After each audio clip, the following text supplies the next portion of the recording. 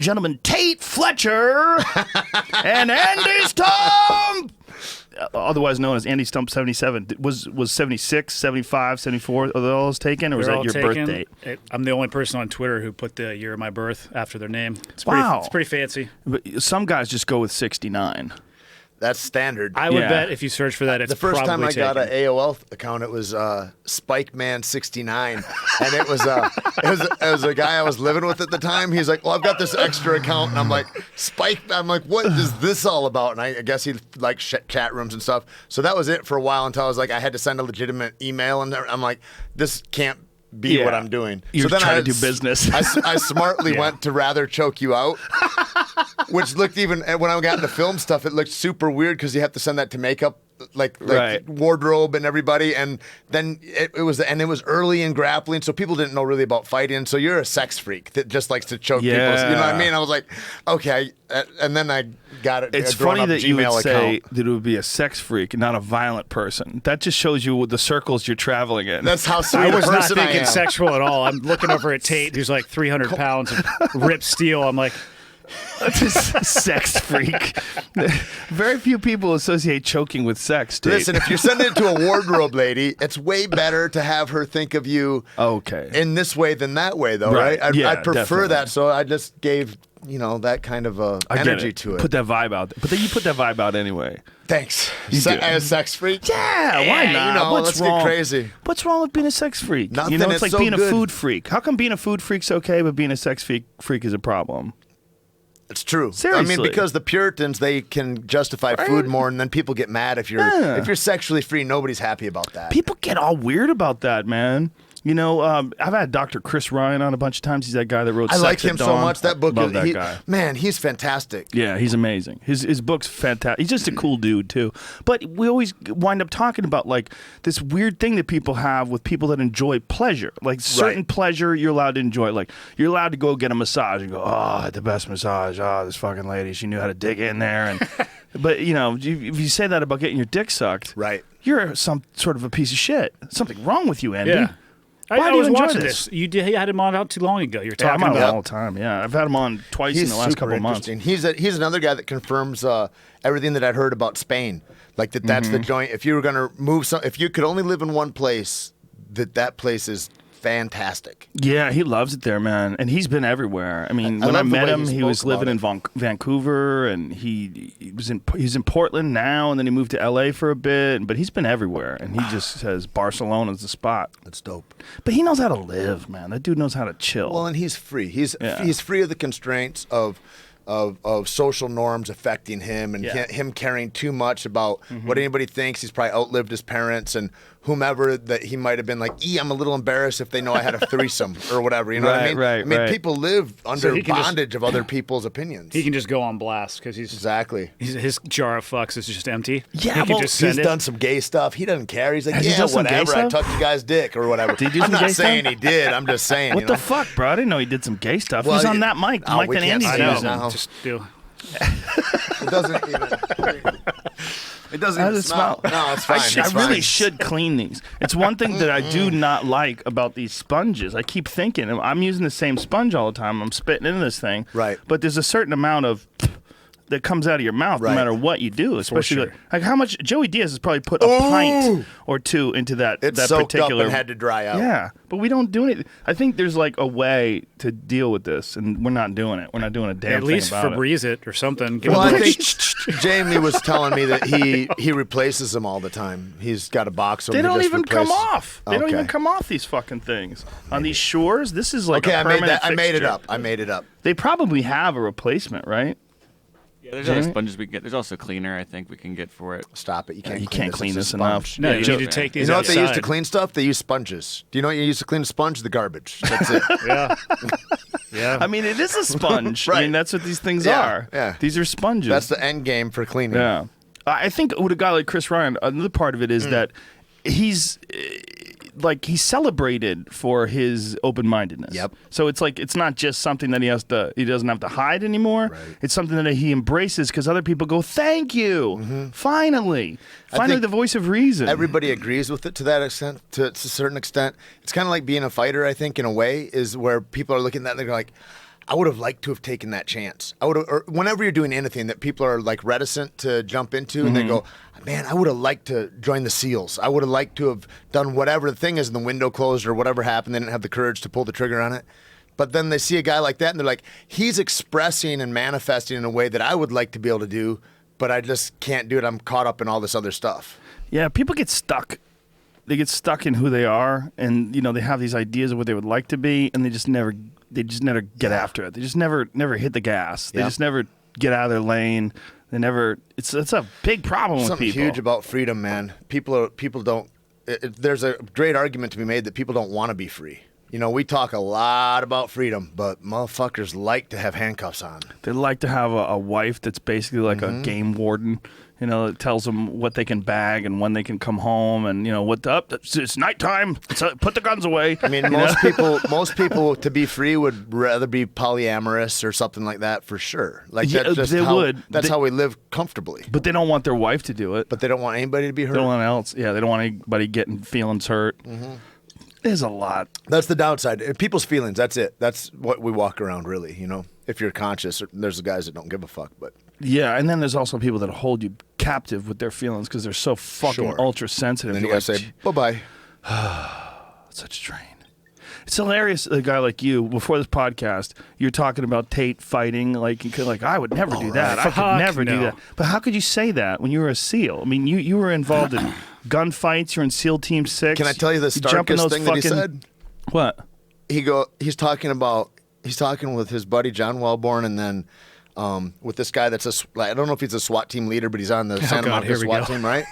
and he's like, and Scott goes, yeah, and he's the SWAT team guy. He's like, I was shooting my MP5 or something like that, and he looks over like disgusted, like, Vietnam called. They want their gun what back. What are right? you doing? What? Come on, what man. is that for? And he's like, well, no, like target shooting. He says, oh, okay, fine. He says, because I was walking and I hit a guy 5 times in the chest with that, and he didn't even really fall down. He went into the other room and everything. He's like that, and that's unacceptable as a weapon.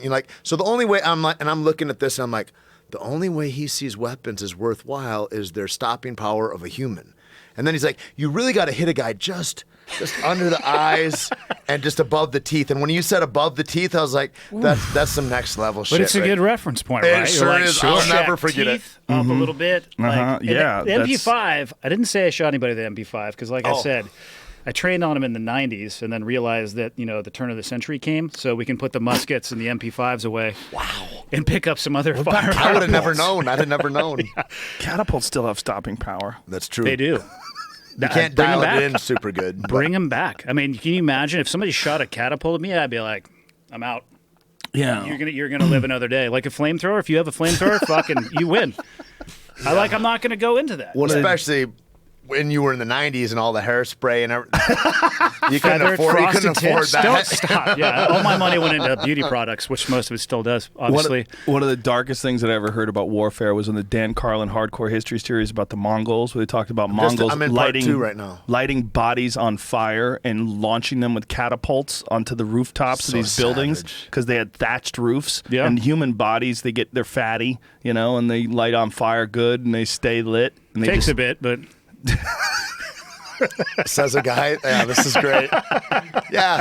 So I heard it on a podcast, and then I had a guy sitting next to me that also had experience. Allegedly, you need an accelerant, but I mean, but think about the impact that would have being on the receiving end. You're like, you fucking win. Like, if you want to, all of a sudden your dad comes through the roof. I mean, I'm not going to say there's an argument to be made for doing that, but. What if you could do that once and not have to fight 2 more battles because the people you want to fight against see that and they're like, nope, check, you win. That's the ethical argument for being ruthless, right? The ethical argument is if you could be ruthless in a short amount of time and just absolutely stop all the bullshit, that you will actually save lives. Yep, you'll mitigate the loss of the future. Yeah, I mean, look at the atomic bomb, right? I mean, that was the theory behind that. We're just going to turn so many people into glass that your country's going to want to back away before it happens again. But didn't they kill as many people with those atomic bombs as they did in years of traditional warfare? For sure. And then I read something too that Japan had already been orchestrating a peace and a settle of that, and they're like, we're already online with these. We got to try them out. Yeah. Like little kids giddy for their Christmas present. They wanted to see what would happen. Knowing what I know about the U.S. military, I would say there's likely some shreds of truth to that. I was talking to a friend of mine, and he was saying also, he says they want an elongated war. They don't want, he's like, he was a Force Recon guy, and he said, we'd go in, and he says, for example, there's a house of bad guys. We know the bad guys are there, but we get stand down, just relax. And then I said, why? And he said, is this modern day? Yeah. He said, because they want it to go out longer. And so then they'd send the regular Marines around until they'd get blown up on the road, and then they'd blow up another one. And they'd stretch it out for as long as they could to get public opinion of deaths and this and that before they would send guys in. And he said that dates back, though, to Vietnam. He said there's a hill that's a famous hill, I forget the name of it, that they retook 15 times. Oh, yeah. There's actually, I think, a couple of those. They made a movie out of one. Pissed I can't think of the name. It was like 607 or something like that. Hamburger Hill might have actually been in the movie. But yeah, I don't know, man. That once you get war going, man, that's big money. And I mean, now that we have a boogeyman of terrorists, you can say that about anything, really. Yeah, when you have the word forever. terrorists, that's an open-ended thing because it's not like there's a country with a leader and you take over the leader and that's it, you're done. And then I have to takes trust the your expiration intelligence date as a citizen of the government. It takes the expiration date off because then it's like, well, I don't know. You know, how long are we going to be there? What if they move? Because then, you know what I mean? It becomes a chess game, but you're not on a board anymore, or the board just exponentially increased. So, how frustrating is that as a soldier? I mean, that's got to be this. It seems to me that, like, as a soldier, you would want an obvious opponent where once it's defeated, you're done. You have an objective. The objective is reached. Everybody can go home. Like, remember that World War II photo of the soldier that's kissing the girl? Was it a sailor? He's kissing the girl in the middle of the street. And everybody's like, yes, it's over. Right. Our generation has been denied that. We were denied that in Desert Storm. It sort of happened because it happened. It was like so quick. It was just boom, boom, boom, boom, boom. And it gave everybody this idea like, well, the way we do war today was not that big a deal. Right. We lose a couple of people, but basically we just go in there, we fuck everything up real quick, and everybody quits.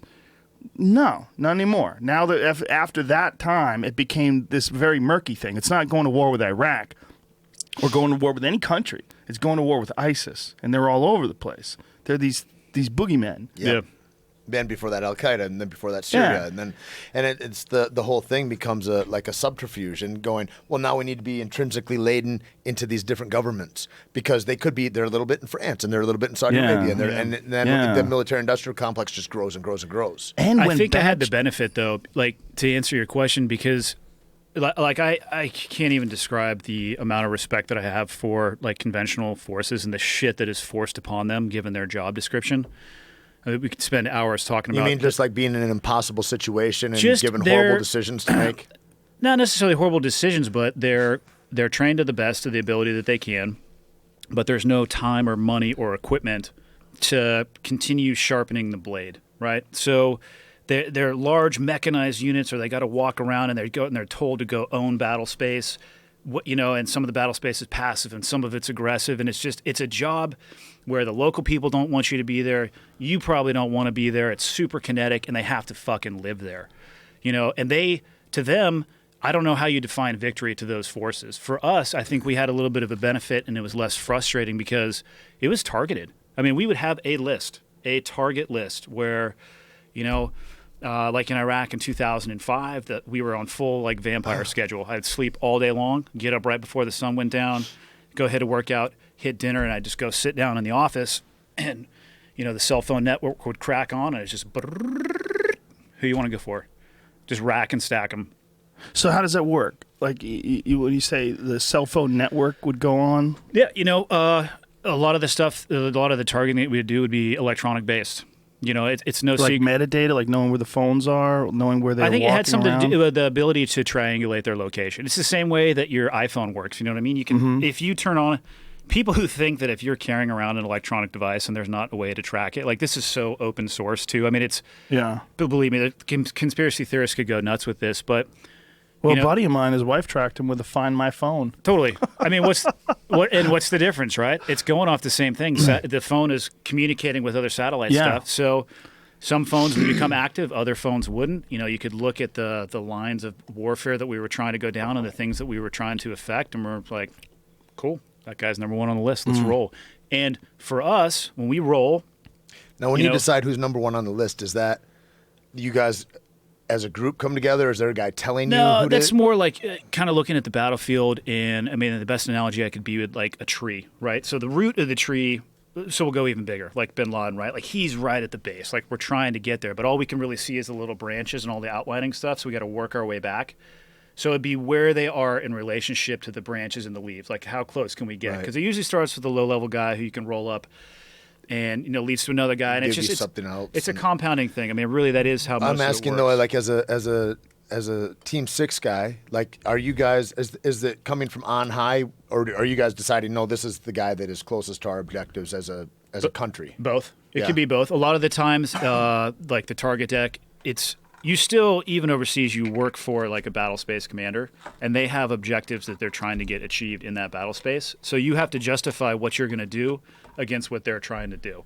Right. Now, but if there are certain high-level individuals, like if that individual pops up, you're going to stop everything you're doing and you're going to go after him. Like Zawahiri was one of them in Iraq. But, when we would roll out, like... Sounds like a magician. It does. Great Zawahiri. We'd roll out, and I had a football sleeve on like Tom Brady did, with a guy's picture, with stats. The picture was fucking completely inaccurate 99% of the time. Sometimes we didn't have a picture, so it would be an empty silhouette. Dark-haired guy, beard. No, not even that. It was, way. Like, it would be a silhouette, so I would draw things on him, like a mustache, or maybe this guy has a goatee. I would draw my own little target picture, but so it would have the building. It would have known associates. So like I had a much more defined end state. So we would go, and maybe he would be there, and maybe he wouldn't. So it was, you know what I mean? Like at the end of the night, you would be able to gauge success or failure to a small degree, as opposed to just occupying a battle space. Is there ever a time when you got a guy and it wasn't that guy? Like no, that never happens. Sorry about it.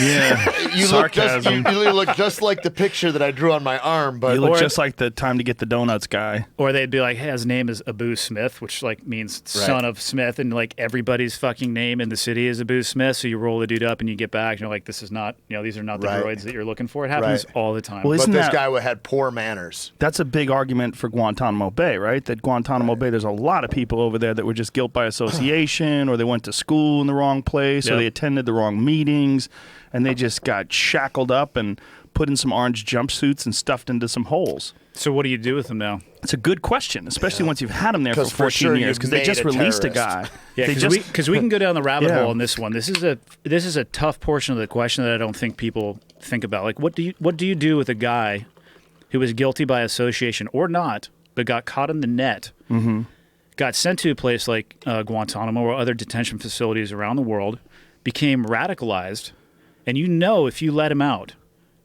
if he was in this room, he would try to kill all three of us right now. And you know that, but he hasn't actually done anything yet, because he was put in there not by accident, by association. Do you let the guy out? Well, do you? I mean, it's a very tricky situation depending on what your objectives are. Is your objective justice, or is your objective making sure that you keep people safe? Justice. Yours. Yeah. So yours, but you say let him go. But you're not in the military. You say let him go, Tait? And also America's. You say let him go, though? Yep. If he is innocent, for sure we turn everybody in I'm saying he was innocent when he got there. Right. For sure we've turned everybody that is in. If I'm in Guantanamo Bay for 14 years, I'm for sure going to have some feelings when I get out. You're going to be totally on the other side. But it's not for sure until I do that. Yeah, I mean, ethically, you have to turn him loose. Can't be the ethically, you police. have to, at the very least, wait for something bad I'm to watching happen. him. I might have a sniper attributed to that guy. Oh, stop it. Oh. But for what? The fucking 10 yards he walks to a vehicle and then disappears into the network of boogeymen? You know what I mean? Come on. Whatever the thing is. But the thing is I can't, based on like, I think that he's going to do this. Like, we don't live that way. So then say he does. So let's say not a 9/11 scenario, but say he becomes the guy who goes to France and starts hacking dudes with a machete, and you knowingly let him go because you believe in justice. Yep. Who's responsible for that happening? The guy that hacked him up with the machete. But you're the one who let him go. Isn't it also the people that turned him into that are the really responsible at the top, parties? If we want to run it up the top of the chain, then it's Dick Cheney. Then it's guys that put him there. That's guys that didn't. It's Obama that didn't let him out. It's these guys. That's a real problem. I mean, that's been a problem since the beginning of time. It's a rabbit hole, man. You could go down and around and around. Well, what at the end of the line, it's you guys. You guys are the tip of the spear. What is the attitude? Yeah, what do you think? Yeah, amongst like SEAL Team 6, like how do they feel about these guys that were inaccurately portrayed or inaccurately assessed and then wound up being stuffed into these hellholes for years, tortured, beaten. Who knows what the fuck they're doing to those guys down. Look, we know what happened with those photos that got leaked for Abu Ghraib. Abu Ghraib. I mean, what the fuck, man? Come on, it's just a little naked pyramid. Well, I and mean, now you hear Naked about pyramid and some dogs and whatever. like chemical waterboarding and all the stuff that they did to those guys. I mean, we know about all that, right? So yeah, I can only speak for myself. You know, I can't speak for the military or anybody else. But, you know, to me, it's a very, very simple decision. I'd fucking kill him. You would kill him because you would think that they would go out and... I would rather err on the side of killing somebody who hasn't done anything than allow somebody to go out there and perpetuate violence on somebody else straight across the board. So you don't think that someone who hasn't done violence, who has been locked up against their will, you don't think that they deserve a shot? You don't think that they deserve like an opportunity to prove that they're not radicalized? I think once they're radicalized like that, it's... You know, you just killed Mandela, right? Who's Mandela? Nelson Mandela, Gandhi, like anybody, you know what I mean? It's like those guys also are in that kind of a position. That's a good point. It is a good point. And like I said, I can only speak for myself, and this is probably why I'm not in the position of making policy and I don't control Gitmo. Right. But you're also a guy who has to make split-second decisions to save your life and the life of all the people you love and care for because they're all around you and they're all in the firefight. I've seen what these radical people can do, like firsthand. Like, there's what people think that these people will do, and then there's the lowest form of gnarly shit. Not even the way that the things that they've done against the U.S., but like some of the things that I've seen of how they treat each other in their countries in these super radicalized areas that are hard to get into. Like, I mean, it's just, I don't even know how to describe it. Like, It's for instance, give me a... chaining Mongolian, like, inbred kids to fucking beds and leaving them in rooms. Like, and just the way that they'll treat women, or like, I mean, like I entered a room and I didn't even recognize what the being was, and it was fucking chained to a floor in a room that I went into because it was just inbred, and they'd go in and, you know, they'd smack it around and throw it some food. And like, if you're willing to do that to a human being, like, you don't get a second chance from me. How often is this taking place? I mean, how many people are treating inbreds like this? Is this like... I mean, that's just an easy scenario that I can come back to, you know what I mean? Because that one was like seared into my head. I'm just like, what in the hell? You know what I mean? But, you know, look at what's going on if you're a homosexual over in... any ISIS-controlled state. Syria. Yeah, what are they doing? They're throwing you off a fucking roof. Yeah, they're you know getting what I you mean? to the top floor and they're chucking people off. mean, and I'll give to this. Here's a better one. How about sex slaves, really? 12, 13-year-old sex slaves? Like, come on. Like, those are, but the only people doing that are the radical ones. You know what I mean? Like, I don't have a problem with... And Alabama. Well, yeah, but here's the thing. Radicals in Alabama scare the shit out of me, too. Right. I don't mind moderates across the board. Like, you can be a Catholic, you can be a Christian. Right. I don't care if you're a Muslim and you're praying in the corner. I'd prefer you not detonate yourself afterwards, right? But I'm okay with it. Yeah. So... I want to say, too, like coming where I come from is like, I say what I say, but like, I'm sure I would have a different view walking in your shoes. So it's the radicals that once you get to that level... First off, like, if you're weak enough to have your mind changed like that and you can't stand for the morals that you know to be true, like, it's a problem.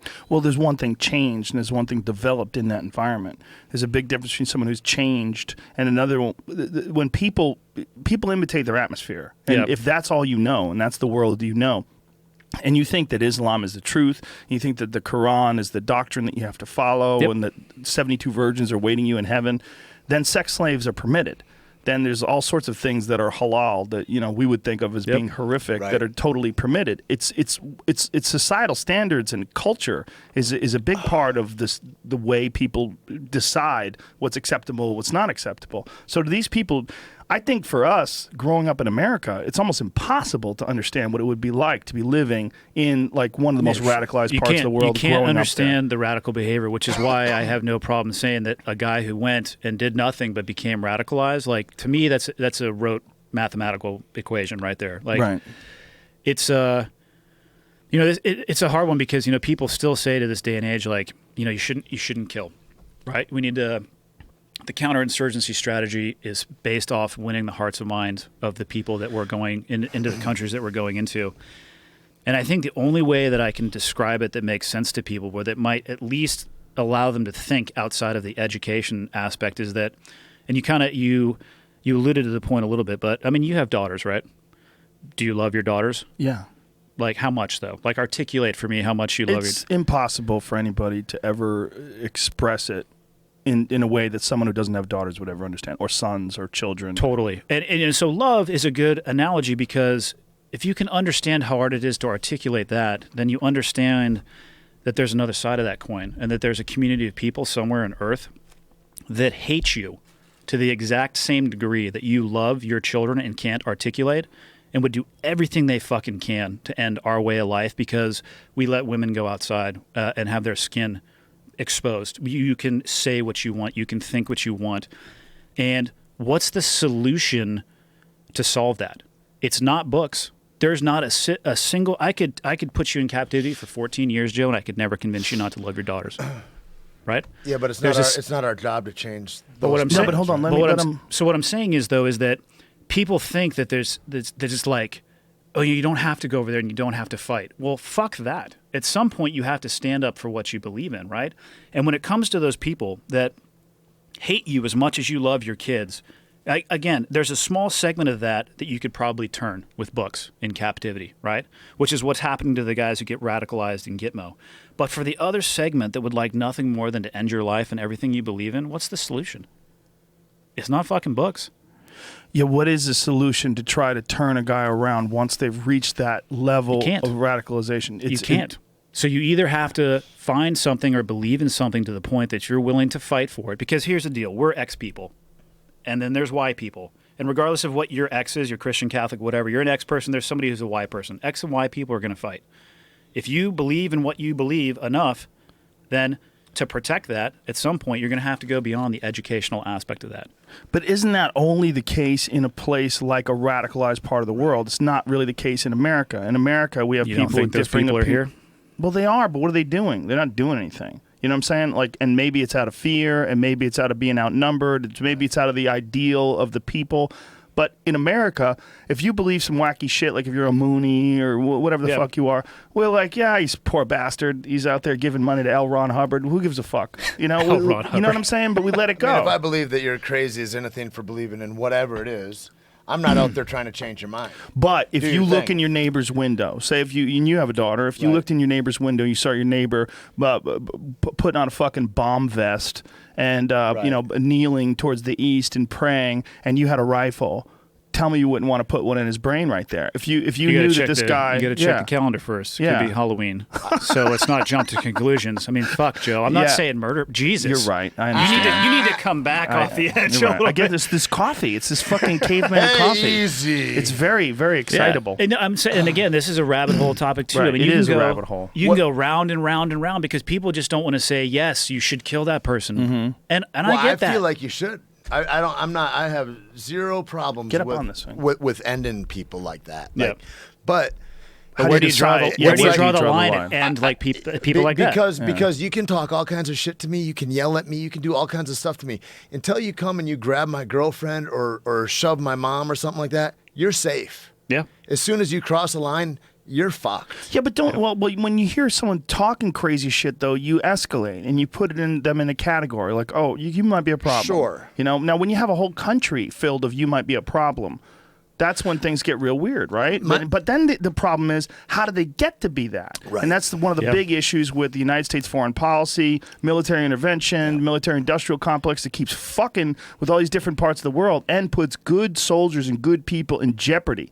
Look, for that, you'll never get an argument from me. You'd be amazed at how many people in the military don't necessarily agree with the foreign policy of the United States of America. That's what I was going to ask. I know. I've talked to them. I've had emails from them. Totally. I mean, I've had a million of those guys. Yeah. And don't get me wrong, like it's after I spent the large majority of my adult life in the military, and I disagreed with a fucking large volume of stuff. And where I could push back and impact that, I did. And other times when I couldn't, it's like, you know. What can you do, though? Like, say, if you're over there and you're always responsible for your personal actions, right? So, you know, at the end of the day, most people don't know. Right. In Afghanistan, up in the Konar Valley, which is like inaccessible unless you're a fucking reindeer or have a CH-47 and you can go up there. You know, like you could ask somebody, hey, where's Osama bin Laden? And they'll be like, who's Osama bin Laden? Right. You know what I mean? They're so detached. Yeah.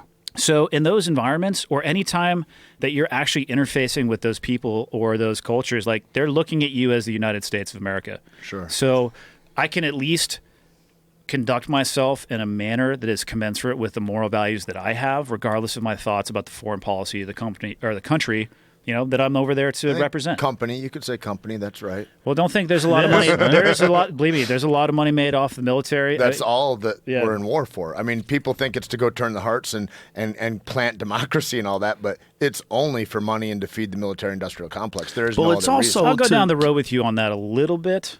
But that's not the only reason that who do you think is culpable for Guantanamo Bay terrorists being made? I mean, who do you think is culpable for going in and attacking sovereign countries for oil under the auspices that we're going to find? The real terrorists. Push back on it a little, because there are parts of the world where people become a threat.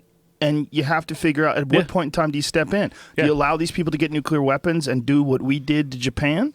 Do you allow these people to get to... Look, it wouldn't take much. I mean, one of the things, if you read about history, is empires fall. All the time. And they always have. And we are an empire. Sure. It's whether we are a just empire or not is fucking completely debatable. Yep. But if we fell, there would be a vacuum and it would be filled. It's a matter of who would fill it. And if you can have something like ISIS in 2015, if you can have, like we saw what happened when Libya was overthrown, we saw the dynamic chaos that's going on right now in Iraq. Yep. I mean, they're having a fucking Muslim holy war between the Sunni and the Shia right now, 2015. At ungodly levels that I guarantee you that the modern day media is like nicking the 1% of the truth on the ground. Those guys are fucking insane. Yeah, and this is going on right now, and we assume that because the United States of America is the dominant superpower in the world, because we have so much, and the way we look at things is different. If you walk through the streets of New York and Los Angeles, you're relatively safe, much more safe than any human being has ever been in any other time. We assume that this is static, that this is going to stay this way, but not. As if Americans, bomb, we also assume it's like that everywhere else. But if yes, you're right. That's a very good point. That's a very good point, and that's what sort of dictates our ideas about how the rest of the world should and shouldn't behave, or how we should and shouldn't interface with the rest of the world. But if some shit went down, fucking nuclear bomb gets dropped in Chicago and levels the city, the infrastructure gets crushed, the power grid goes down for a couple weeks, chaos, starvation, and then an army attacks. Whether it's the army attacking with fucking drones or satellites, or who knows what the fuck could happen. Right. But a significantly diminished armed forces, significantly diminished country, the whole world could fucking change overnight. Overnight. A natural disaster, Yellowstone blows. The whole world changes overnight. Right. And we're living like the Mongols. I mean, that literally could happen inside of a year. Inside of a year, a whole world could do a total 180. Yep. So the United States Armed Forces, or any armed forces that is in a position of power that has a moral and ethical imperative. If they're looking at people like ISIS, they're looking at, regardless of how they were created, regardless of whether or not these guys were formed in Guantanamo Bay against their will, you got to figure like what's the end game here, and how do we engineer the future? But do we have a moral and ethical government or military? I mean, in those ways, it's like, or is it chase and greed? I mean, at that point, I look at it and I go, is our best course then to go out and eradicate people, or is it to change our foreign policy and to not be kind of bullish in the world? It's a good question, but you kind of got to deal with what the table is right now in 2015. You can't ignore what's like at your doorstep, but I think there's truth to what do you feel? Yeah. I think there's truth to in it. I'm not in it anymore. Well, I think there's truth to both. Like Joe's saying, like if the pizza guy's ringing your doorbell, you might want to go handle that, but at the same time, you need to go and think about, I personally believe you need to think about the things that is causing and shaping the world. Like, let's draw ISIS back. Where did it come from? Well, didn't we build them to fight Syria? I wouldn't say we built them to fight Syria, but like, let's take it back to 9/11, right? Like, why did we go to Afghanistan in the first place? Why did we go to Iraq? Right. Why did we go to Saudi Arabia? The first party was in Iraq. So as far as Afghanistan, though, like, you want to talk about something that I think, they definitely were. It was a not a breeding ground, but it was a place where people felt safe to go and train to do harm to the United States. So going there to push that out of Afghanistan, I think was a solid move, right? Right. But, you fast forward 14 years, and I think we largely self-created the problem, right? Because we pushed them out. Now they're like, fuck. And then they learn just like we do. Like, it's an amazing game of chess. It's just like, the only difference is like playing chess in a drying machine and it's on. So the board's constantly shifting and you got to keep track of all your pieces. So we went in and invade. We push out. Now they know they're not safe in Afghanistan, and they know it's no longer safe to, cohabitate in one area. So what do? They disaggregate. And then they get Iraq and Afghanistan. And then they disaggregate, and all the other areas around the world. They start communicating with the internet. So we actually made the problem exponentially harder for ourselves with the best of intentions. Or did we have the intention to make it harder for ourselves? Obviously, I think you're confusing. You're confusing they had the intention to do that. I think people are opportunists. This is like the argument about 9/11 being an inside job. Right. I think it's much more likely there was incompetence, and then that people capitalize on an opportunity to do something they've always wanted to do. That Afghanistan, right. And that Dick Cheney and Bush had been talking about going into Iraq and trying to form a strategy for going in Iraq for a long time. 9/11 comes around, they're like, look, we got it. Here's our reason. Here's our reason. Yeah. The idea that was all orchestrated is a very convoluted idea. And I don't necessarily think the facts support it. I think the facts, if you look at human history, it's way more likely that you're dealing with massive incompetence than you're dealing with a massive conspiracy. What do you think about Arab Spring? You ever see Wesley Clark, General Wesley Clark, talk fascinating. about that, right? Well, I think he's 100% being honest and accurate about that when he's talking about all the different plans and the strategies of invading all these different places. But I think that when something like 9/11 comes around, it's a green light for these assholes. And before this happened, I think they just didn't have a real way to do it. I think you've got both, is what I'm trying to say. I think you've got both incompetence, and then you've got people like Dick Cheney that are clear chicken hawks and was fucking. I mean, you can't be any more transparent than a guy that's running a company that rebuilds shit after we blow it up and then decides to go blow shit up. I think there's actually a lot of supporting documentation to there being a lot of the chicken hawk stuff. People just standing by, like they want to do stuff and they're waiting for the impetus where it's going to be the society be like, yes, they'll be like, yes, okay, you can go do this, because in a lot of that stuff and a lot of that, the military machine and once the cart has left the barn, it's a tough fucker to get back in the barn. So they definitely had plans. Like there was pre-existing plans for the invasion of Saudi and even for OIF. You know what I mean? It definitely existed. What's OIF? Operation Iraqi Freedom. Okay. OEF is Afghanistan. They since changed the names to, I don't know what it is, but I think it's both. Like 9/11, is it possible that was a conspiracy? Sure. Is it plausible? I don't think so. I believe exactly you do, the gross incompetence, because I go through the airport all the time and I see the people who are screening me this day, and I know for a fact that it was gross incompetence because the guy's fucking drooling looking at the little monitor coming by, you know what I mean, as my bag goes through. Yeah. So I think it was a combination of the two, but I don't know. I mean, I think that you're confusing, I don't know. I'm not going to say I don't think you're confusing politicians with the military. Right. You might be surprised at how little I think most politicians have any effect over the military themselves. Certainly. I don't think they have a lot of effect over the government either. I think that no, they don't. They're bought, right? And I'm certainly pro-military to 1,000%. Yep. I think that people get tricked and they get put in impossible situations. That's not possible, Tate. You can only be 100% of anything. Can't be 1,000% Tate. So Tate, if it was 110% doesn't exist, Tate. So Tate's king for a day. Like, yeah, I was going to ask you about that. What's your first move? You're king for a day. You got 24 hours to set a policy in place that's going to last for 12 months.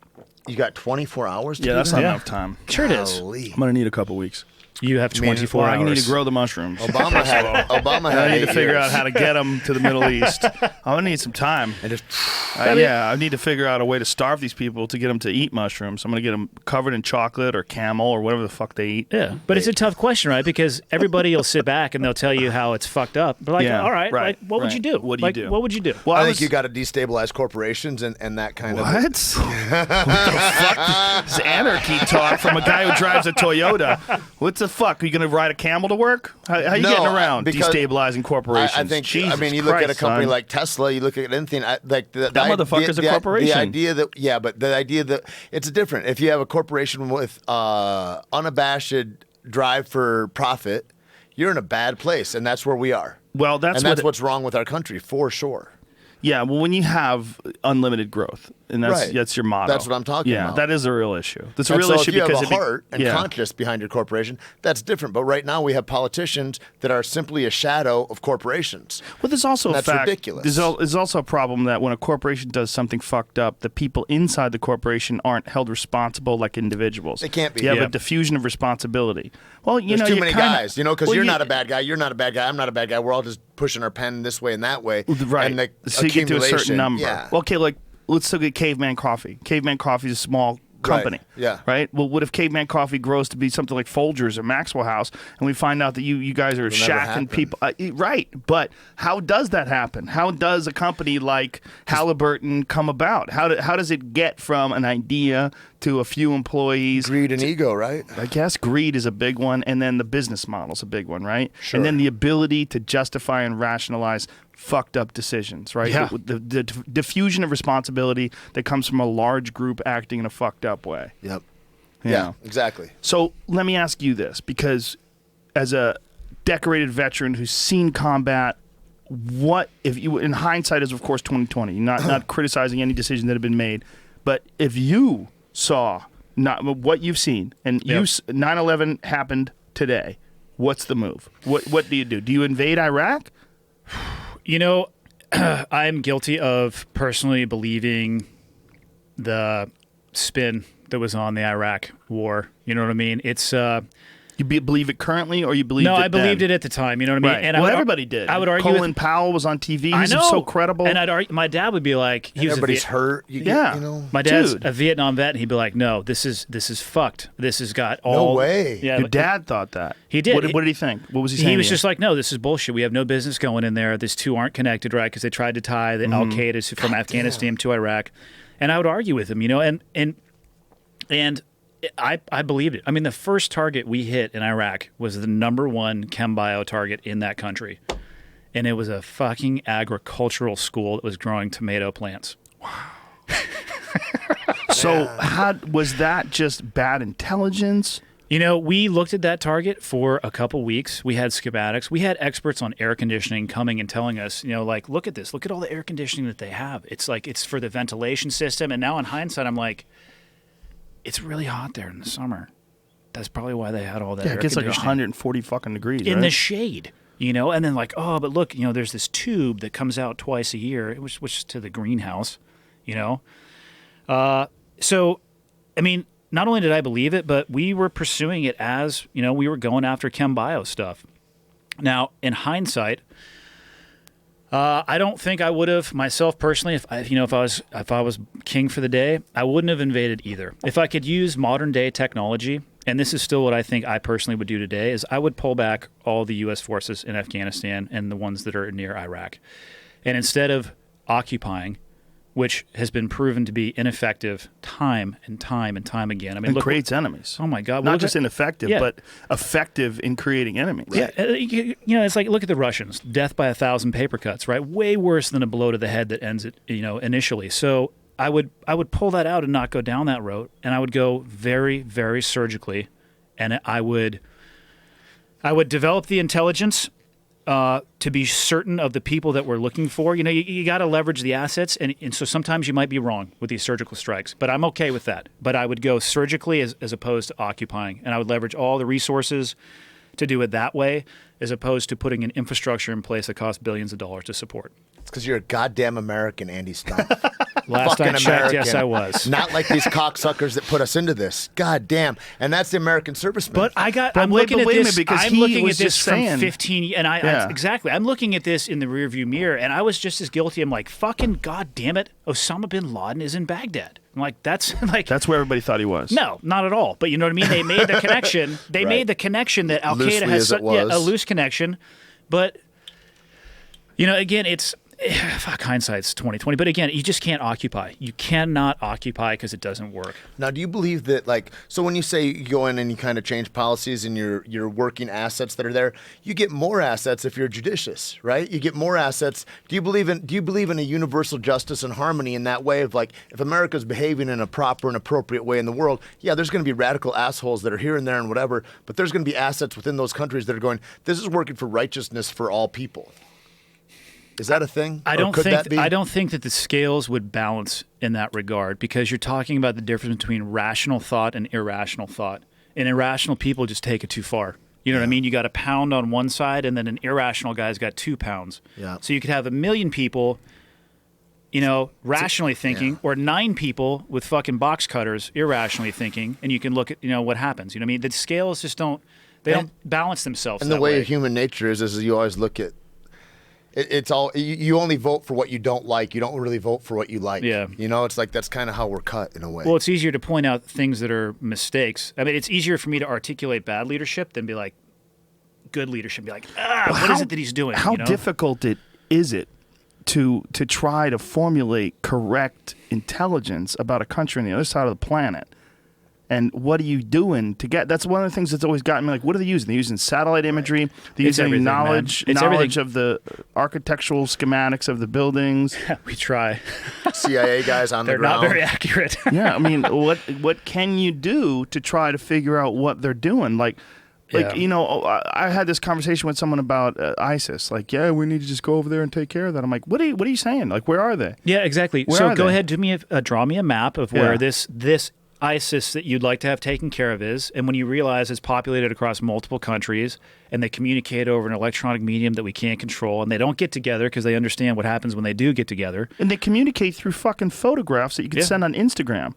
They could send a photograph on Instagram or on YouTube. They could send a video and have metadata in that photo that they have to take it, and then they send it through a filter, and they figure out what you're trying to say. Like, you could send them a picture in an email. Hey, man, just chilling here in fucking Canoga Park, eating a sub, and have you with a smile with a meatball sub, and there's metadata in that they can transcribe, right?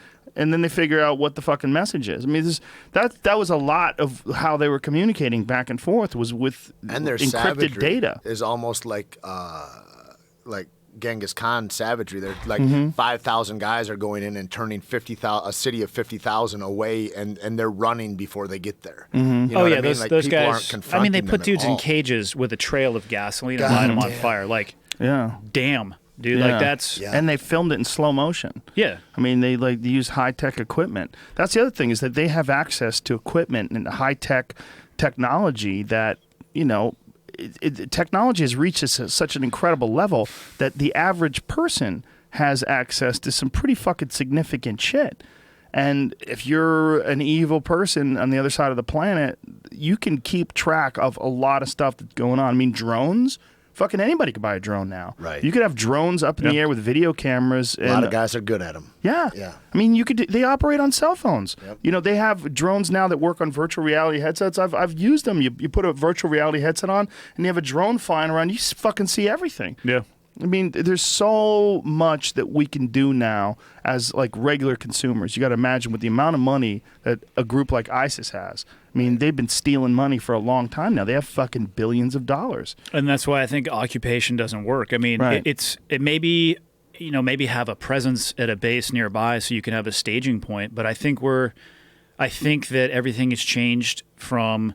I don't think you're going to see these mature battle areas anymore. You mean mature areas of war, because it's all going to be surgical. At least I hope, because again, that's the direction that I would go with it. I mean, it's lower risk than exposing a large force over a truncated time period. And isn't there also a big issue right now with our drawn-out sort of Cold War battle being brought back to life?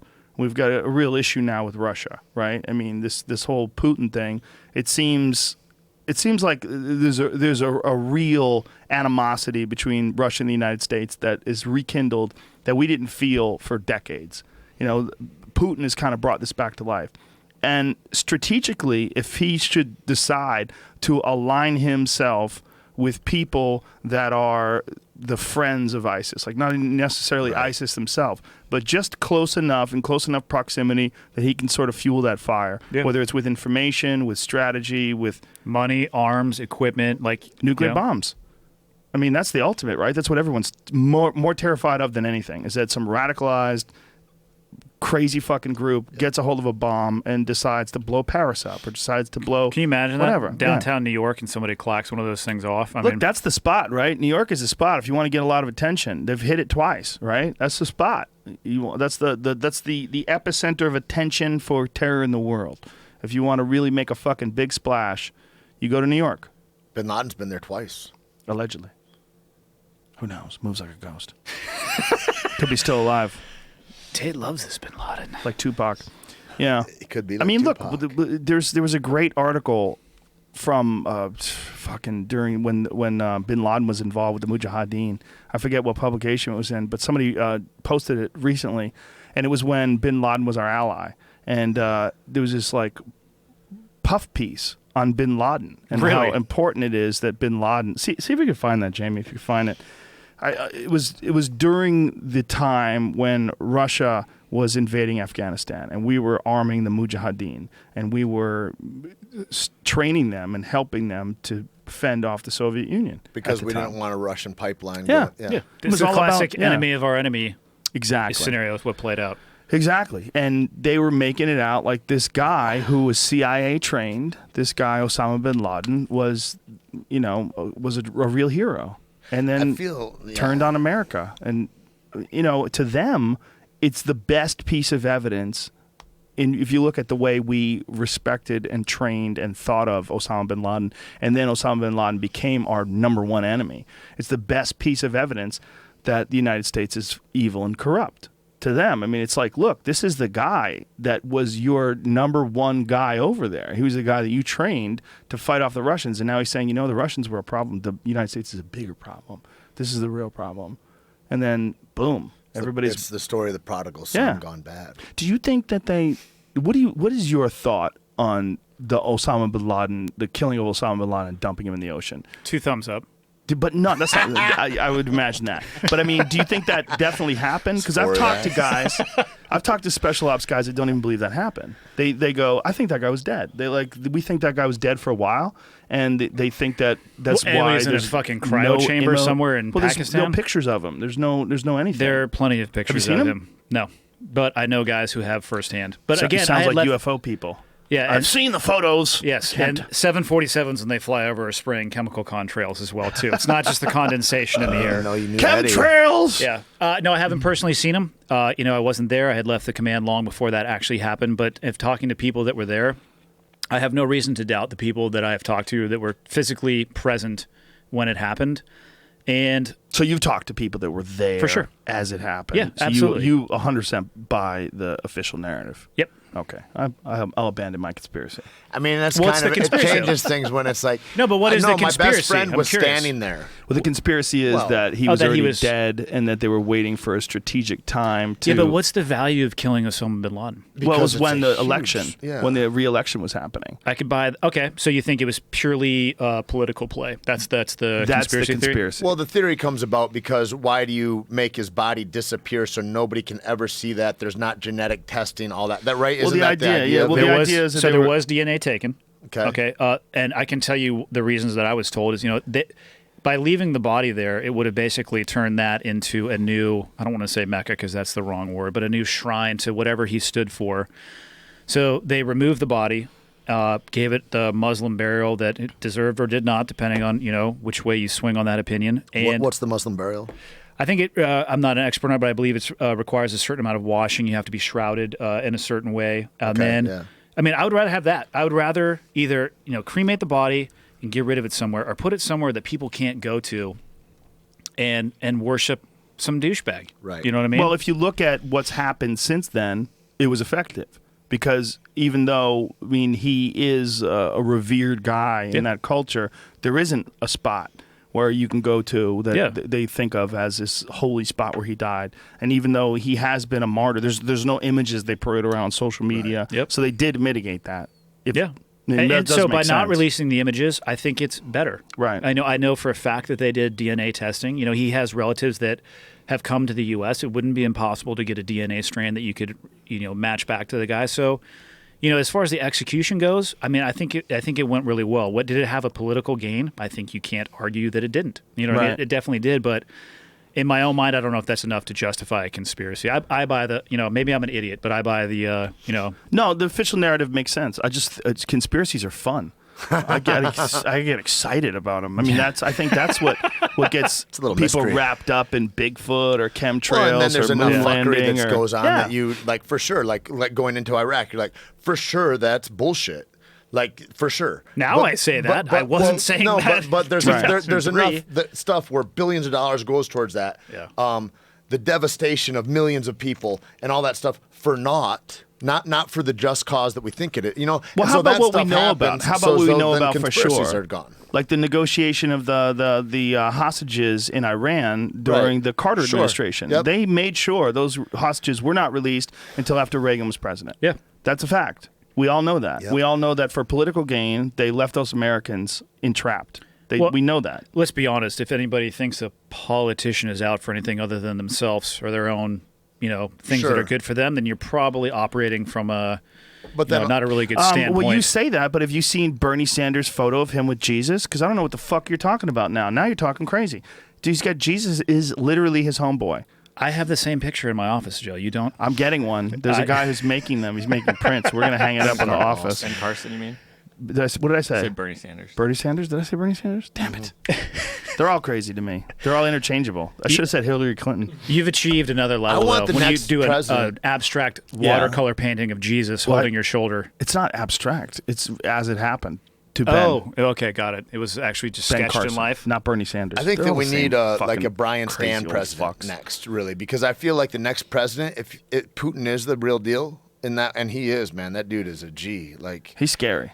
You need to have a guy as president that's willing to get on a horse and joust him to death or something like that. Like you got to have somebody viable up there. It can't be these fucking people that are available now for us. That's not going to work. Well, could you imagine if Putin and Obama had a fight to the death? That'd how be embarrassed we would be. Embarrassing. That's what I'm saying. We need Brian Stan out there. How quickly would Putin trip Obama and have him on his back and just be beating his brains in? I can't believe you actually had to make that analogy. It's going to be stuck in my head. It's just what it would happen. I love the idea They'd of clinch up, when trip, they go and boom, they meet on his back, mount, full mount, elbows to the eye sockets, just death.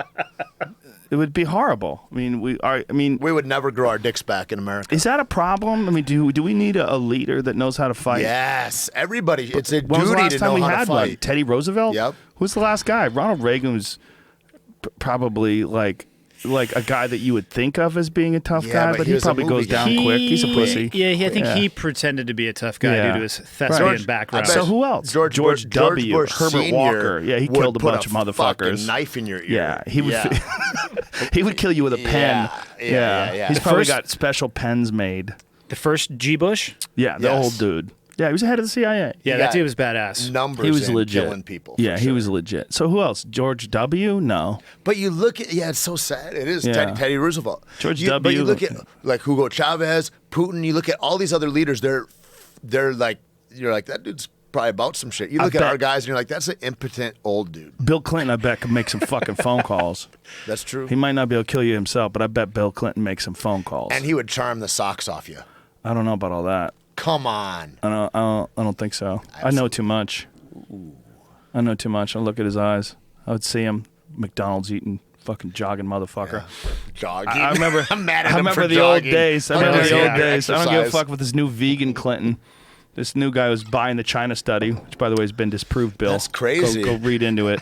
What's his name? Biased information, sir. Callan used to be into that all the time. I'm like, are you serious? China study? Yeah. Like he would post shit like that. I'm like, you need to read more books. Well, the China study makes some good points about the American diet. The typical American diet is terrible. But it's just like all that other stuff. It's like conspiracies. It's like there's enough truth mixed in with all this other stuff. Yeah, well, it's just bias information. You bias sampling. Pick the stuff that you want that supports your idea. Yeah. Look, good food is good for you. You know, eat a lot of vegetables. It's great for you. But eat only vegetables, there's not really a lot of evidence that says that's the way to go. Right. Unless you have a specific bio situation. You know, like some people do have issues. You're the 3 of 5 million people in the U.S. that Not work. that many. It's like But statistics, fish, man. some people- Statistics. I mean, I know people that like their body processes fish better. They eat meat. They fart too much. They don't like it.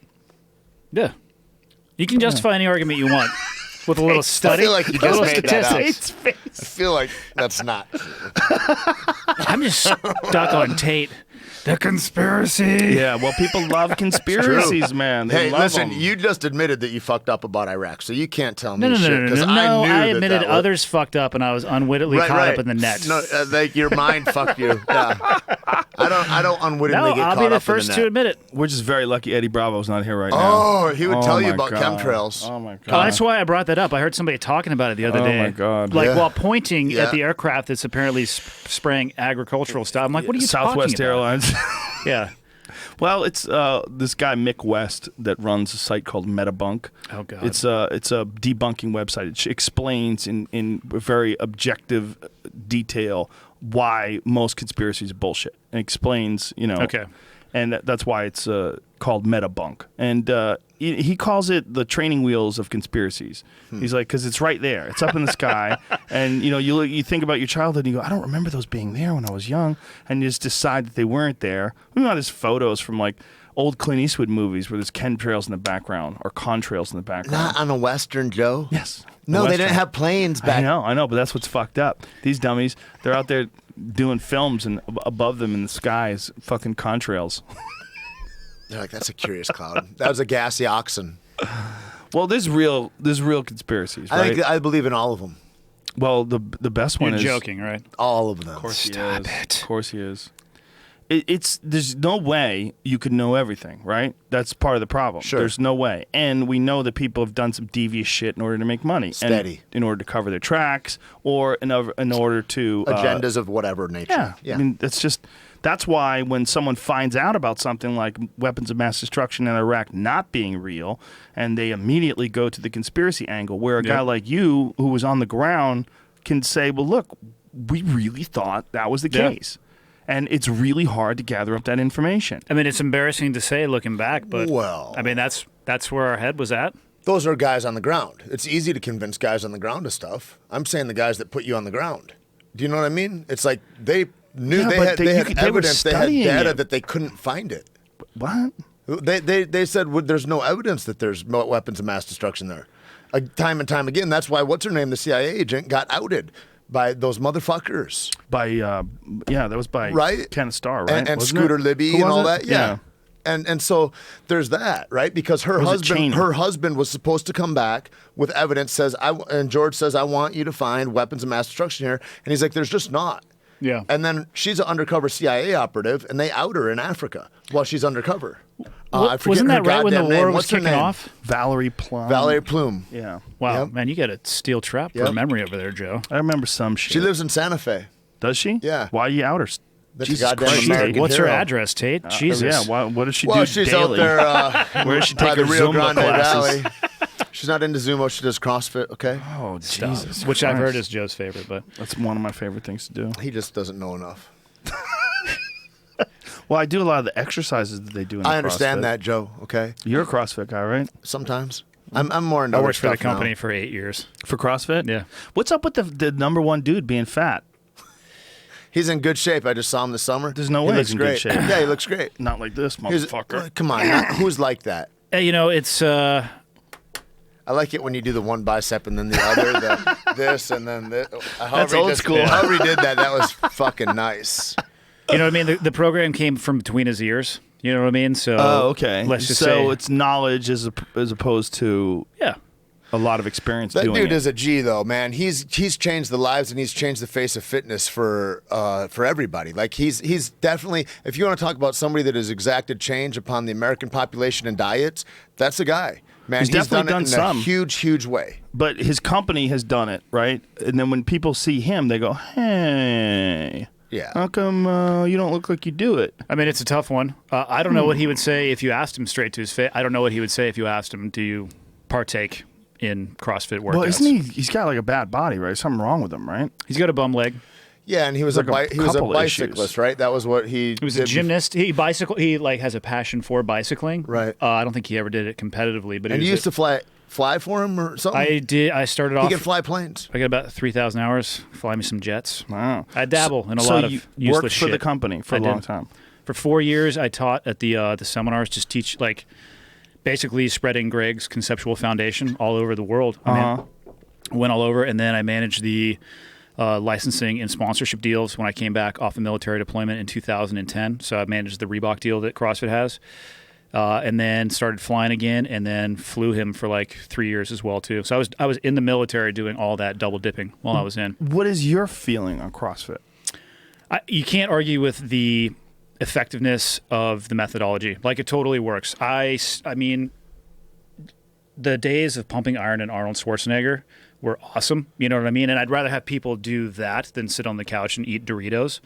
But I think the argument for functional fitness and the ability to actually be able to do something with all the hard work you're doing, you can't argue against it, really, right? It's form over physique.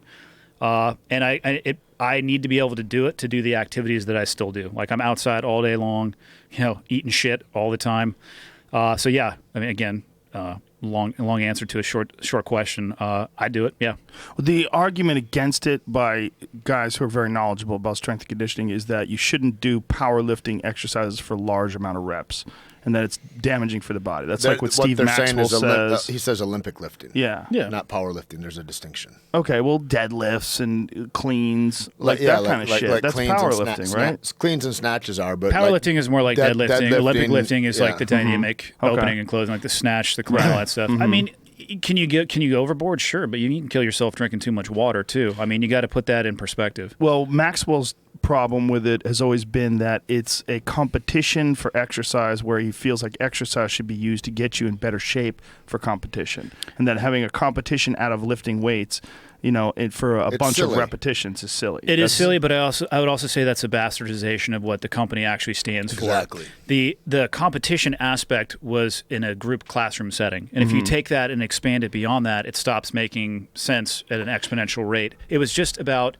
putting a number on a board and holding you accountable for your performance. Right. And if you're racing, if all three of us are if I'm doing something by myself that has a time component to it, and then you two come in the room and we're all going to do it together, damn well I'm like, how's Joe doing over Things there? How's just Jay change. doing? Right. So that it's not necessarily you're competing in exercise. It was the competition aspect of the workouts that would but drive people to perform. it brings you into a deeper level of yourself. It And I also think gets It was people never supposed to excited. be. Yeah. right. It was never supposed to be about competing in exercise. So that's a slight misunderstanding of what the concept of the program is supposed to be People about. think the CrossFit Games is CrossFit, and they make a collusion with those, and that's just not true. It's an erroneous idea. The idea of CrossFit is getting somebody to not die of diabetes anymore. The idea of CrossFit is to change people's lives and to have that spread through communities and go, God, my mom's doing this, and now she dropped 50 pounds and she stopped taking insulin. I thought the idea of CrossFit is just not being able to shut the fuck up about CrossFit all the time. That's what we're doing. No, right that's now. how you. part of it? That's But I how would you say- know you're a CrossFitter. That doesn't. I would But say that's jujitsu, argument. too. Yeah, exactly. All the best stuff is culty, Yeah. right? Yeah. And I think that ideas like Maxwell's spreading, like from what I'm hearing in that way, is just bred of ignorance. It's like an idea. What? I can How dare say you. it's ignorant. How dare you? It is. How dare you? Well, I dare because of my education, I guess. Allow me to dare, That Joe. is how I dare. Allow me to and you know, dare. bitch, you know how I roll. I walk through this motherfucker daring. Allow me to dare. What happened to that dude, that one American guy who, I think he was from Los Angeles, had dropped the weight on his neck? Kevin Ogar. Yeah, He's man. paralyzed. He's just... And he's got the best goddamn attitude ever. Like I saw him this summer too, and he's Yeah. he is a solid motherfucker. He's great, dude. You should talk to him. And the bar landed on his neck, right? It landed on his back, and Yeah, it was gnarly. Basically, it was a clean break. Like, Yeah. I think he was paralyzed from that instant. It wasn't like an onset, and they're like, "Oh, we'll wait till the So a swelling goes spinal down." cord It was snapped. like, yeah. Wow. It's crazy that a bar just dropping on you can do that. Well, when was it the weighs perfect almost perfect 300 set of pounds, circumstances. Yeah. he can do that. So Yeah. And so there's no hope for him. That's just it?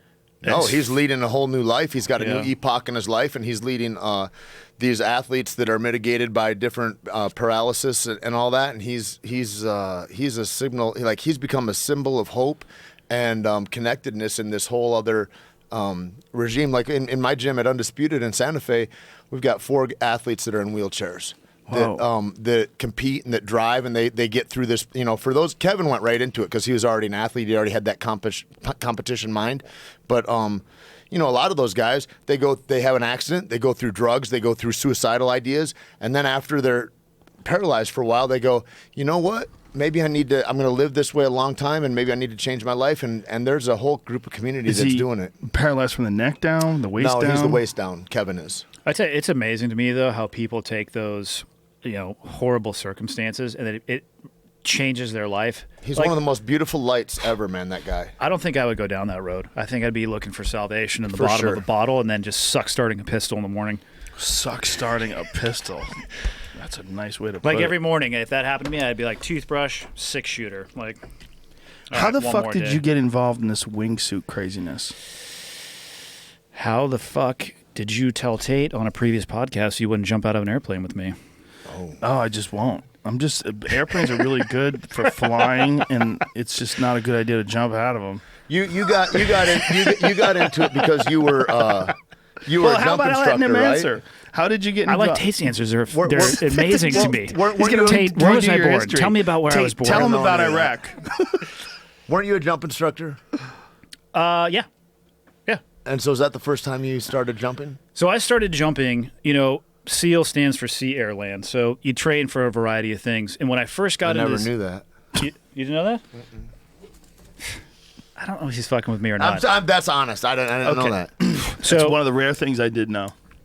Okay. So Sea Air Land, we're going to focus on the air portion of that. Okay. Boys. All right. So, you get to a SEAL team. Keep it together, Tait. Keep it together. 3 of those fucking nitros, 2 cups of regular caveman. He's off the tilt. And Would you let him talk? Would you let him talk? I'm trying. So you get to a SEAL team and you're brand new. And nowadays, when you get your trident, the pin that is the designator that makes you a SEAL, you have to go through the jump training before. You go through static line, which is analogous to jumping off the roof of this building with no parachute, to free fall jumping, which is awesome. You're falling through the air and you're like, like the Point Break, point your toes, Johnny, fly. That's the good stuff. So when you get to the SEAL team, though, when I got into 97, because I wasn't free fall qualified, all we had to do, or all we could do, was static line jump. So we'd get on the plane with the free fall guys, and they would just sit there and laugh at us as we left the plane at like 1,200 feet on our little parachute, walking off the ramp with our static line, and bam, and like just eat shit into the ground. And after about a week of that, I'm like, okay, I've had enough of this static line shit. So I went out, found a civilian skydiving drop zone by my house, and went through the 6 hours of required ground training and then 7 jumps. It took me all of 2 days to do that, and then started jumping on my own. Got about 500 jumps myself, and then challenged the military curriculum instead of having to wait the 5 years to go to get military free fall qualified, because I was just tired of augering in on the static line jumps. And then I just really liked it, and then I pursued development group. Was great for it because of like, what do you want to do? Explain what development group was. Development group is SEAL Team 6. They're, I think in this day and age, largely interchangeable. It didn't used to be like that. But they'd allow you to pursue stuff that you wanted to do, and I had a great boss, and he was like, you like to jump, so you need to go to this school, this school, this school, this school. That's where I learned how to do tandems. It's where, instead of being the jumper, I was the guy putting the guys out of the aircraft. So it just kind of led to a very diverse jump experience. Like I've had my toes in a lot of different like jump stuff. And then a buddy of mine was like, hey man, you got to check out these wingsuits. And at first thought, I'm like, yeah, that looks like you're jumping in a straitjacket, man. Because you're zipped up, you're just like wobbling around. You look like a little, a triangle flying through the air.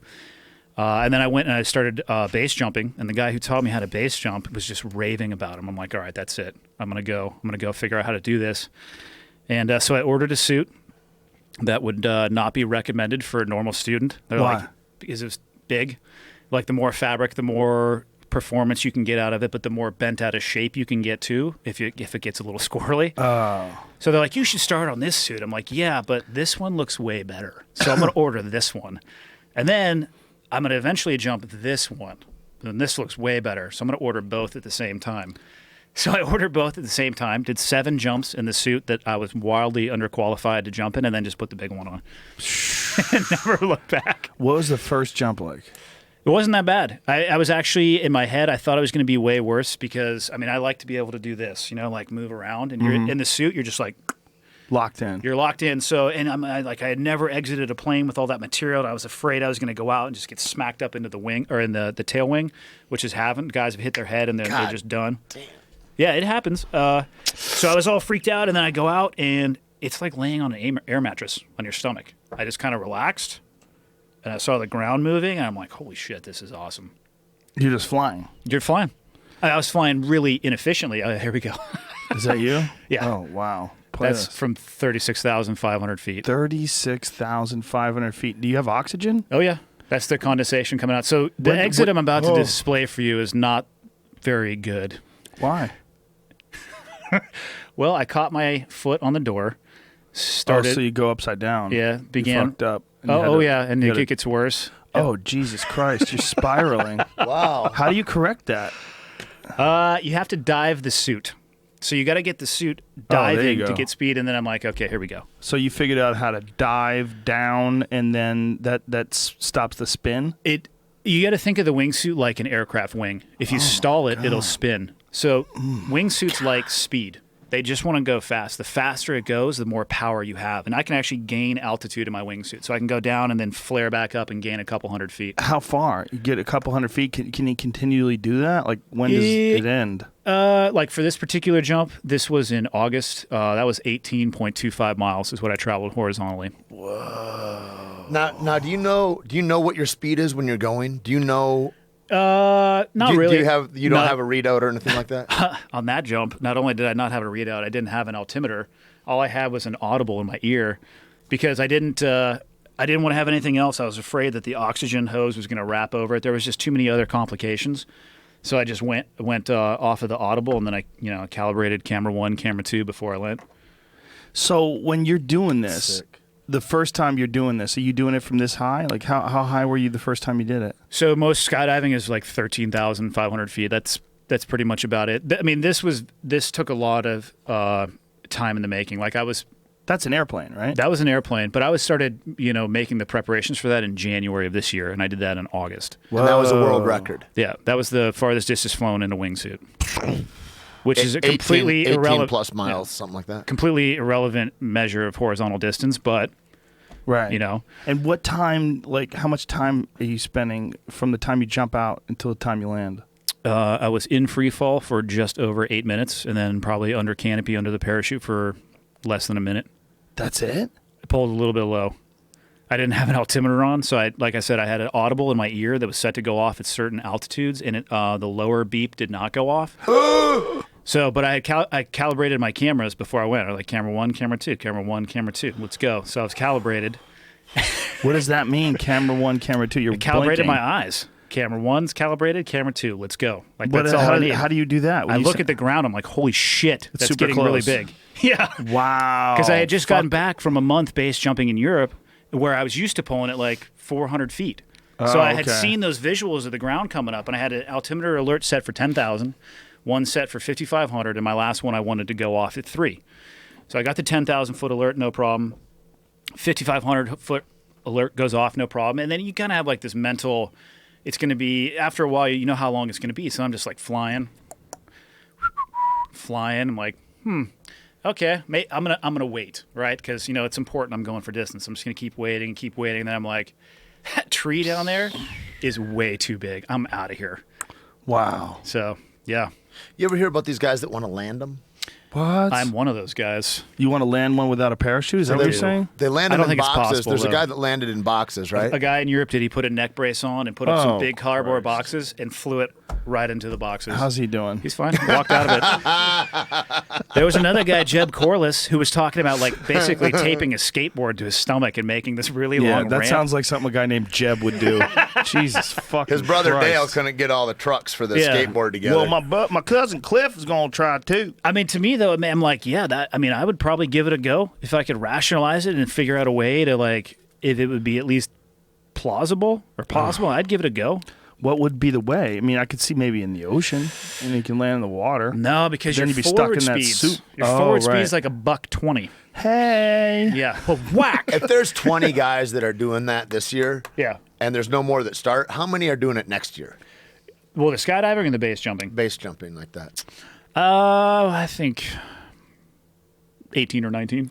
Is there a way that you could have a wing that's not fixed, that's like maybe expandable? Like you would reach a certain point, you know, you've got your wing like this, right? And you're flying around. Is there a way, like maybe you could release something that would give you a bunch of extra fabric, and it would slow you?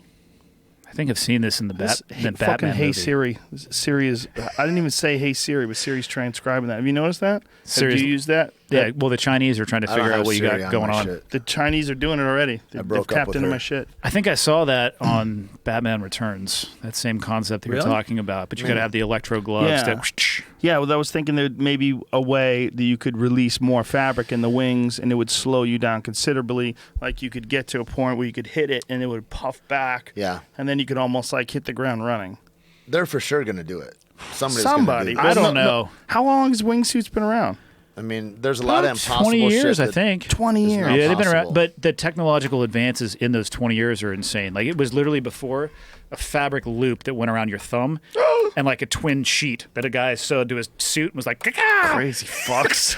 You know, That is like me jumping off the garage with 2 garbage can. Well, it has lids, happened, you know? right? It has happened. I've Someone's done that. done it. So the pioneers. Yes. Here's an interesting statistic of like the 80 people who are credited with developing wingsuits. 80 of them are dead.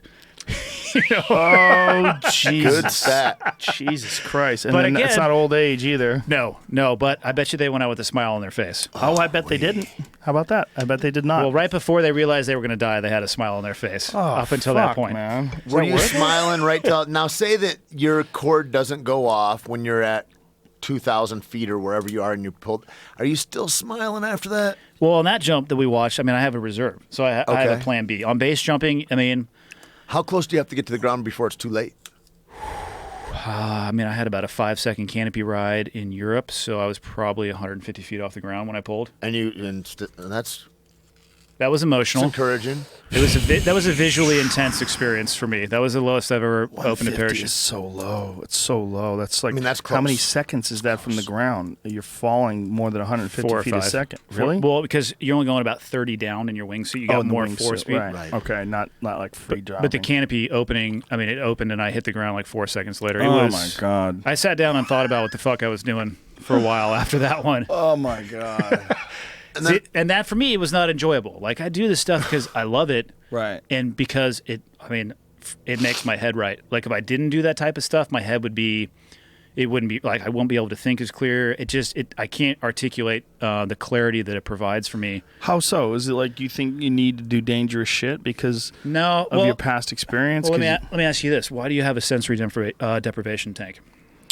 Well, because it allows me to be alone with my thoughts, like And literally alone. Yeah, like are you present in the moment when you're there and you're alone?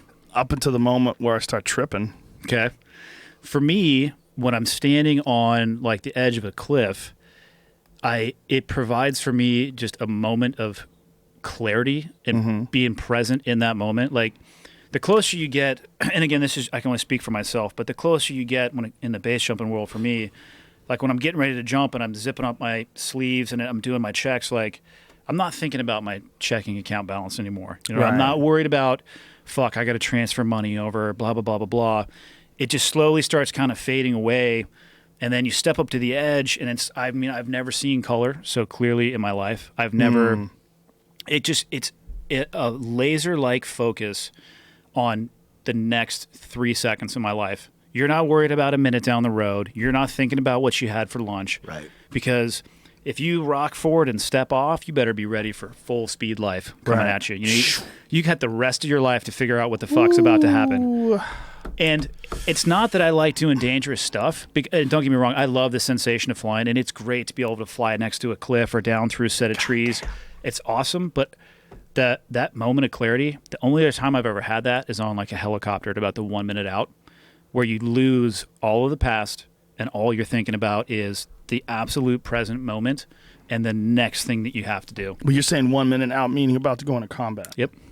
Because you're not worried about your checkbook then either. It's just that it's a narrowing but an expansion at the same time. You're narrowing your focus, but I'm expanding the amount of information that I can process. So it's almost like an altered state. Like you're reaching like a very high level of concentration, almost like akin to like a deep meditation. Yeah, I don't know shit about deep meditation, but yeah, it's as close to one of those states that I can imagine. I mean, I love it. It makes me a better person in ways that make no sense. Like it gives me more patience around my kids. It gives me more patience dealing with idiots that I don't, you know what I mean? Because and I don't know why. Just those few seconds or moments provide that for me, but it does. It makes sense. It balances it out. It makes sense that it gives you this unbelievably extreme experience. So it's like it drains your need for that. I felt like that the first time I did a stick fight, and like stick fight. Yeah, because I don't think it's unique to the jump. I think everybody. I think when you start, because don't get me wrong, like when I'm standing on the edge, like every alarm bell in my body is like, you're an idiot. You're an idiot. You're an idiot. Your heart's. How'd you get here? You're on the cliff. How'd you get here? That's got. You're trying to be all tough and talk, right? But you're like, hey, are you ready to go? Like you're spitting sawdust. Right. But I think if you spitting sawdust. So for me, right, that's the point where I have that experience. But like you're saying, Tate, it could be stick fighting. That's why, to me, like, you guys are fucking crazy to go in the octagon. Like, no way. Like, but maybe you guys get that when you're getting ready to square off with a dude in the octagon. I think that there's something in who we are as human beings that wants us to search for that, but everybody finds it in their own way. Yeah, there's something about human beings that wants you to run from comfort, and that you learn from about yourself, right? Because some are cleaved to comfort. Well, the ones that are interesting, right? The interesting ones. The really interesting ones to me are the ones that they seek out these difficult moments. Yep. The guys I know that have seen combat like you to that degree, that kind of a soldier that fight, are all like, they have to get worked up. Like Tim Kennedy. Like Tim and Brian Stan are both guys that have talked like that about it, that they have to get worked up. They're too calm before they go into that experience. They need to get jazzed up because they're so used to like a heightened sense of consequence. Well, let's be honest too. I mean, like there's some great attributes that come from operating in a high risk, high threat environment with high consequences, but it also changes you as a human being too. Like it grays you in areas that maybe. Like empathy for me is one I struggle with. Like maybe what you were talking about before about Guantanamo Bay, about these radicals coming out, you got to kill them. For me, and like for me, that's pragmatically, right? It would, and I shit you not, it would be as easy for me as to say that as to pick up a gun and blow a dude's head off right there if he was one of them. No problem, and go fucking sleep like a baby. Not a problem. But there's issues that can arise from that too. Like, and I recognize some of it in myself. Like for me, I struggle with empathy. Like. My kids will fall down and they'll hurt themselves. And I'm just like, and I don't verbalize it, but I'm like, God, just get up. You know what I mean? It doesn't have to be my kids. It's like, I don't have a lot of tolerance or empathy for people who are in pain, because the reality is it's just fucking get up and get on with what you got going on. You know what I mean? That's what's ingrained in who I am. Well, it's your spectrum is different than theirs. That's what I'm saying, but my spectrum is different now. You know what I mean? So, and that impacts your ways, and that's going to be like that, I think, for me for the rest of my life. And it's interesting. It's like a hiccup that I recognize sometimes, and then most of the time I'm completely oblivious to it. So there's some great things that came from being in that environment, and then there's some just odd quirks that you got to deal with too. I mean, there's two sides to every coin. The empathy aspect of it completely makes sense, because if you're used to operating in extreme tolerances, tolerating extreme weather conditions, danger, violence, loss of friends, injuries, all the above, and then you see someone who just twists their ankle, they're crying like a bitch. Right. Yeah. I mean, we all. Or you've seen your friend blow up and then somebody falls, But we all have seen, I mean, to a much, much lesser extent, people who train in jiu-jitsu or martial arts, they're used to getting banged up. Your injuries, you have a different perception of them. Like, I've talked to people, they go, well, how many surgeries you had? I'm like, oh, fuck.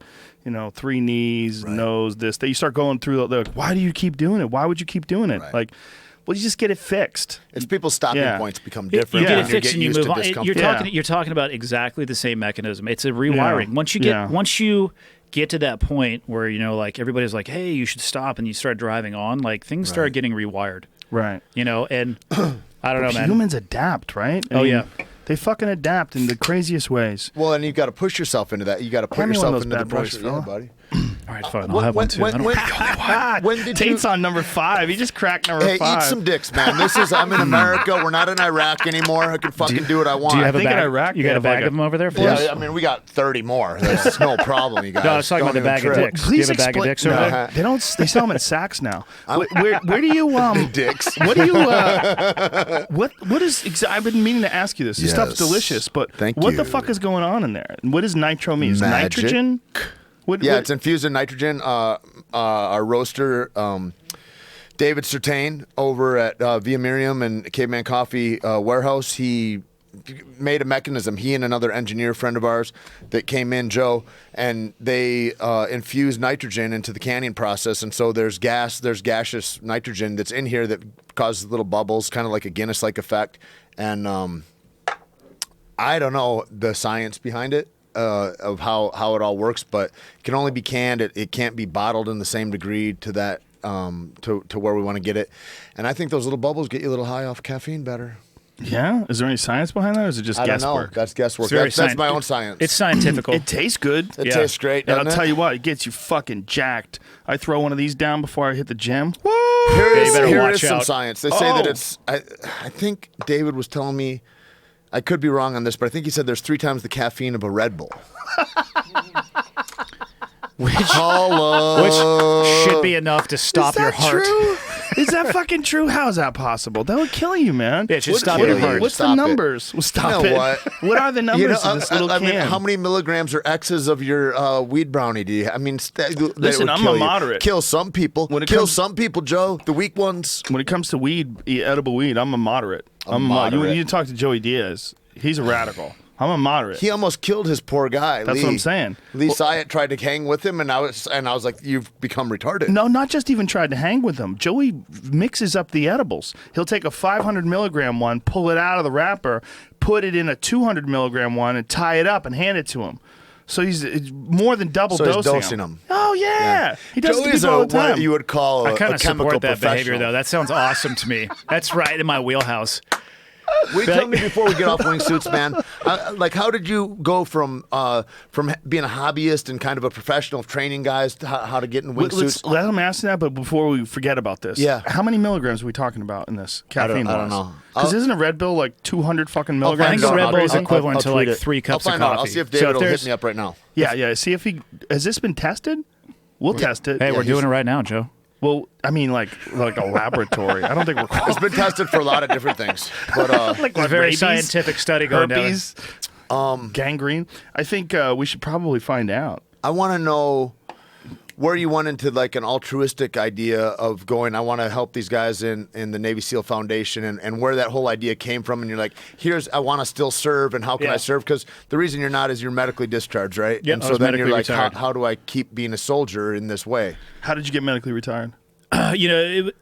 So I was in for 1 month shy of 17 years, so 16 years and 11 months. I figure the Govy can spot me 30 days, so I just say 17 years. But it was it's bumps and bruises along the way. A bunch of combat deployments, blown up a few times, close to breaching charges, helicopter crashes, vehicle crashes. I got shot in the hip in 2005. So it's like a succotash of injuries that add up. Ounces becomes pounds, you're done. You can't do it anymore. So I got medically retired, and this actually ties into the question that Tate asked me. I got medically retired, and when I first got out, I got out the last day of June 2013, and I remember driving off the base, and I was like, awesome. All I ever wanted to do since I was a little kid is be a SEAL, since I was 11. Can't articulate why. It's just what I knew I wanted to do. And so I left. I'm like, this is awesome. I got to prove myself. I got to experience pre-9/11. I got to experience wartime, which a lot of guys hang their hat way too much on the combat stuff, because it's really a matter of timing. The guys after Vietnam, before 9/11, got nothing. It doesn't mean they're not good SEALs or good soldiers. And I felt like we had accomplished a lot. Like I was saying, like we had very black and white metrics for success. Did we get the guy? Did we not get the guy? So you can kind of rack and stack the stuff that you did throughout your career. I was like, cool. Didn't pay attention to a whole lot of stuff for like 6 months, and then started watching the news after 6 months. And it's like every story that I hear about ISIS taking back Ramadi, starts in northern Iraq, and then they take back Ramadi. It's like, fuck. I equate it to watching the tide go out. It's just a little bit of the time.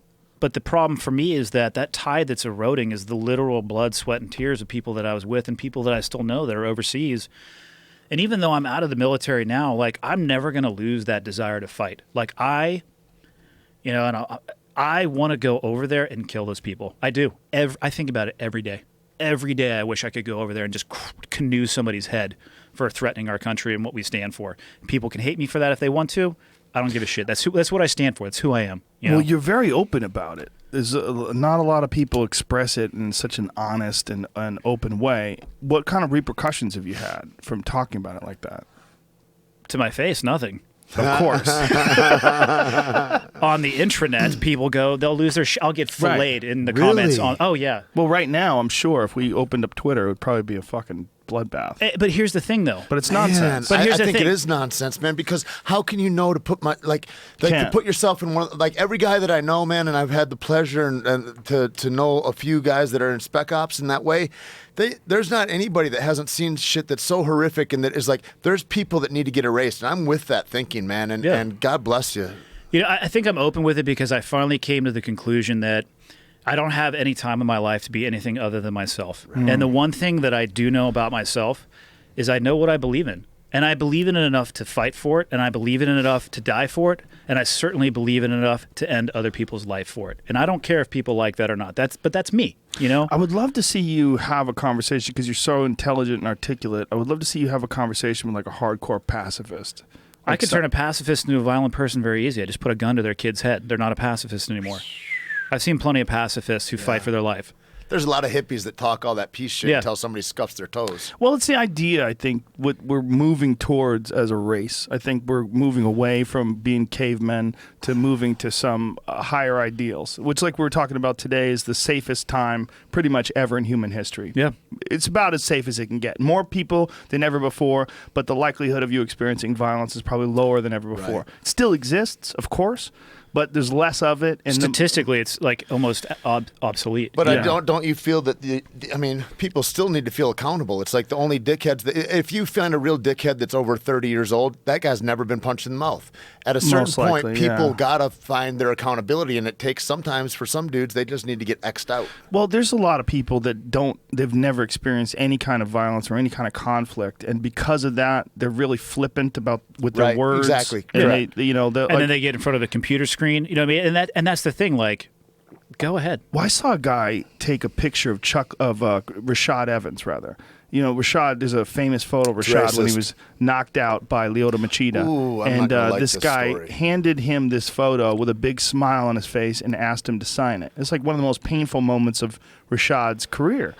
And this guy's standing right in front of Rashad, and Rashad grabbed the picture and crumpled it up right in his face, and like looking at him like, dude, what the fuck are you doing? Smash that dude out. He couldn't. I know that. I mean, if I'm standing with Rashad, like, I would know what I'm saying? But you know what I'm saying? Yeah. God help you. But here's a guy that you just put that in the revenge category. Come on, Tait. But he knows that he's going to get away with this. Like, this is a guy who doesn't respect doesn't respect what he's standing in front of. Like, you're petting a fucking lion. Yeah. Like you just smacked the lion in the face. You did something reprehensible, man. A professional fighter at the highest caliber. I mean, he's a former world champion, and you're standing in front of him, mocking him with one of his most devastating defeats, and that comes from not experiencing conflict, not being punched in the face. Because you can't punch somebody in the face. Exactly. But Joe, everybody's unique. You're special. Everybody's special. Like, I want a participation trophy just for this conversation. You will get one. We will all three of us get an equal participation We're drinking trophy. one right now, motherfucker. Yeah. Well, you and I have talked about this, Tait, that like one of the things that we appreciate about guys who have trained and guys who have competed even more so is that they're some of the, I mean, there's outliers, there's douchebags,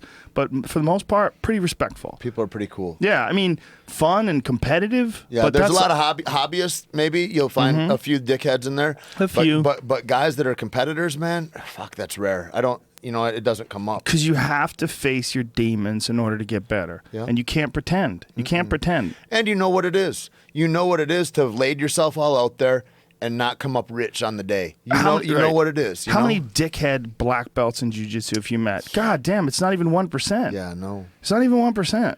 And here's the thing, now though. more and more, there's more people that are becoming black belts that shouldn't be probably now. Maybe that. There's a lot of people that I I really don't like that are out there that get black belts and that they've never competed. This idea that like everybody, if you stick around long enough, will get a black belt. Well, no, fuck that. You don't deserve a fucking black belt. Like there's a lot of people that don't deserve fucking black belts. That's man. a fact. You know what I mean? And you don't carry yourself like that. I don't even care if you're the best guy on the mat. You still don't deserve it if you don't carry yourself well in life. Or if you injure people intentionally. There's a ton of things, right? Yeah, especially if you injure like blue belts. So or I think white Talk belts about it in training, like rolling against it. Yeah. There's guys that there's always a guy in every school that like will injure people and people will avoid them. Like get away from that guy. I mean, Don't I roll value with them. jiu-jitsu so much that I feel like if you're not carrying that well and representing that well, and you're a bully in the street or you're a this or you're that, like you need to walk right, man. That's an honorable thing. God it's damn on it. us. It's and on you all need of to us. carry your Something. fucking Yeah. shoulders. And if you're not, then that's a problem for me. You know what you though? know- Like you're saying, the guy who wanted him to sign a photo at one of his worst moments. The guy asking him to sign that photo, had he taken the effort and the thought and put the work in and of himself to become one of the black belts that you're talking about, Right. the less than 1%, he never would have asked him to do it. There's something in that exploration of who you are that brings something out, and I think I don't know. It drives me insane. Like my sons will have visceral physical experiences. They'll they be will competitors. push themselves. They will be competitors. I'm not going to shy away from that. They're not going to get a participation medal. Right. They're going to get told when their performance was subpar because that's the way the world is. Yeah. And I don't want them being that dude like, hey, here, Joe, you just got knocked out. Can you sign that picture? Like, yeah, how that's, about when you get out of school and you find out that participating doesn't matter, or in that way, you know, and that, I think that's the difference though too with being and to say it in a different way, a participant versus a spectator. Like there's people that are about it and are about shining their life up into a whole different way, don't want to have a common experience and all that stuff, and then are pushing themselves towards that end. And then there's people that are just spectators, and fuck you. Like that's why. But they wear the T-shirt though, Tate. They have the same shirt on you, dude. All that fan shit. People be like, love "Oh no, Tate. people fight for the fans and this and that." I'm like, you don't have any fucking idea. That makes me angry when people say that you should fight for the fans. It's so because stupid. You're not going to fight smart.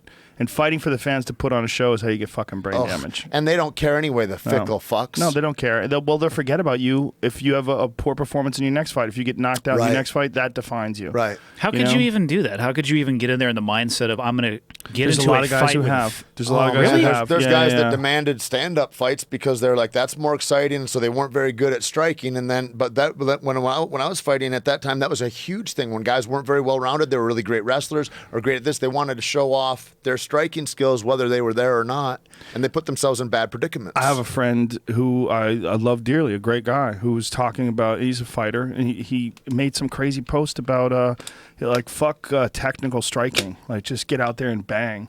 And I was like, Jesus Christ, dude, like, what are you talking about? Like, first He of all, might get out there and bang Ludwig, like to have that kind of technical. Yeah, like you want to be a high-level striker, like but bang. I think he was just frustrated. He was at a low point in his life when he said that. But that's not an option if you're fighting an Anderson Silva or a Gokhan Saki. Those guys or a real hope that technical striker. happens. Yeah, they hope you get crazy and come out and just they're going to slice and dice you to pieces, aren't they? Yeah, you think you can do that to Floyd Mayweather? I think no one's tried. Right. Like, of course they've tried. When I put one on him, it's gonna.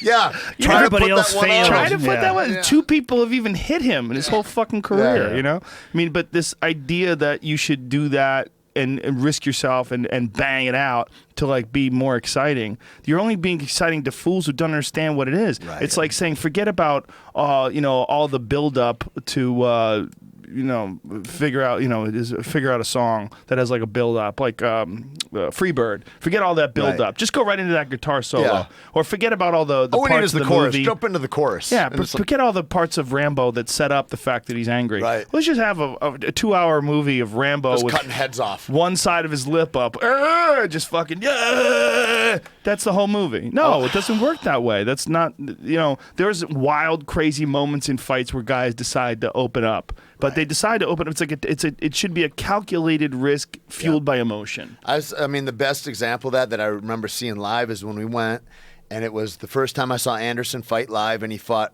Chris Lieben. Oh, yeah. And Chris is a savage, and he's great. He's got good boxing. He's powerful. He's all that stuff.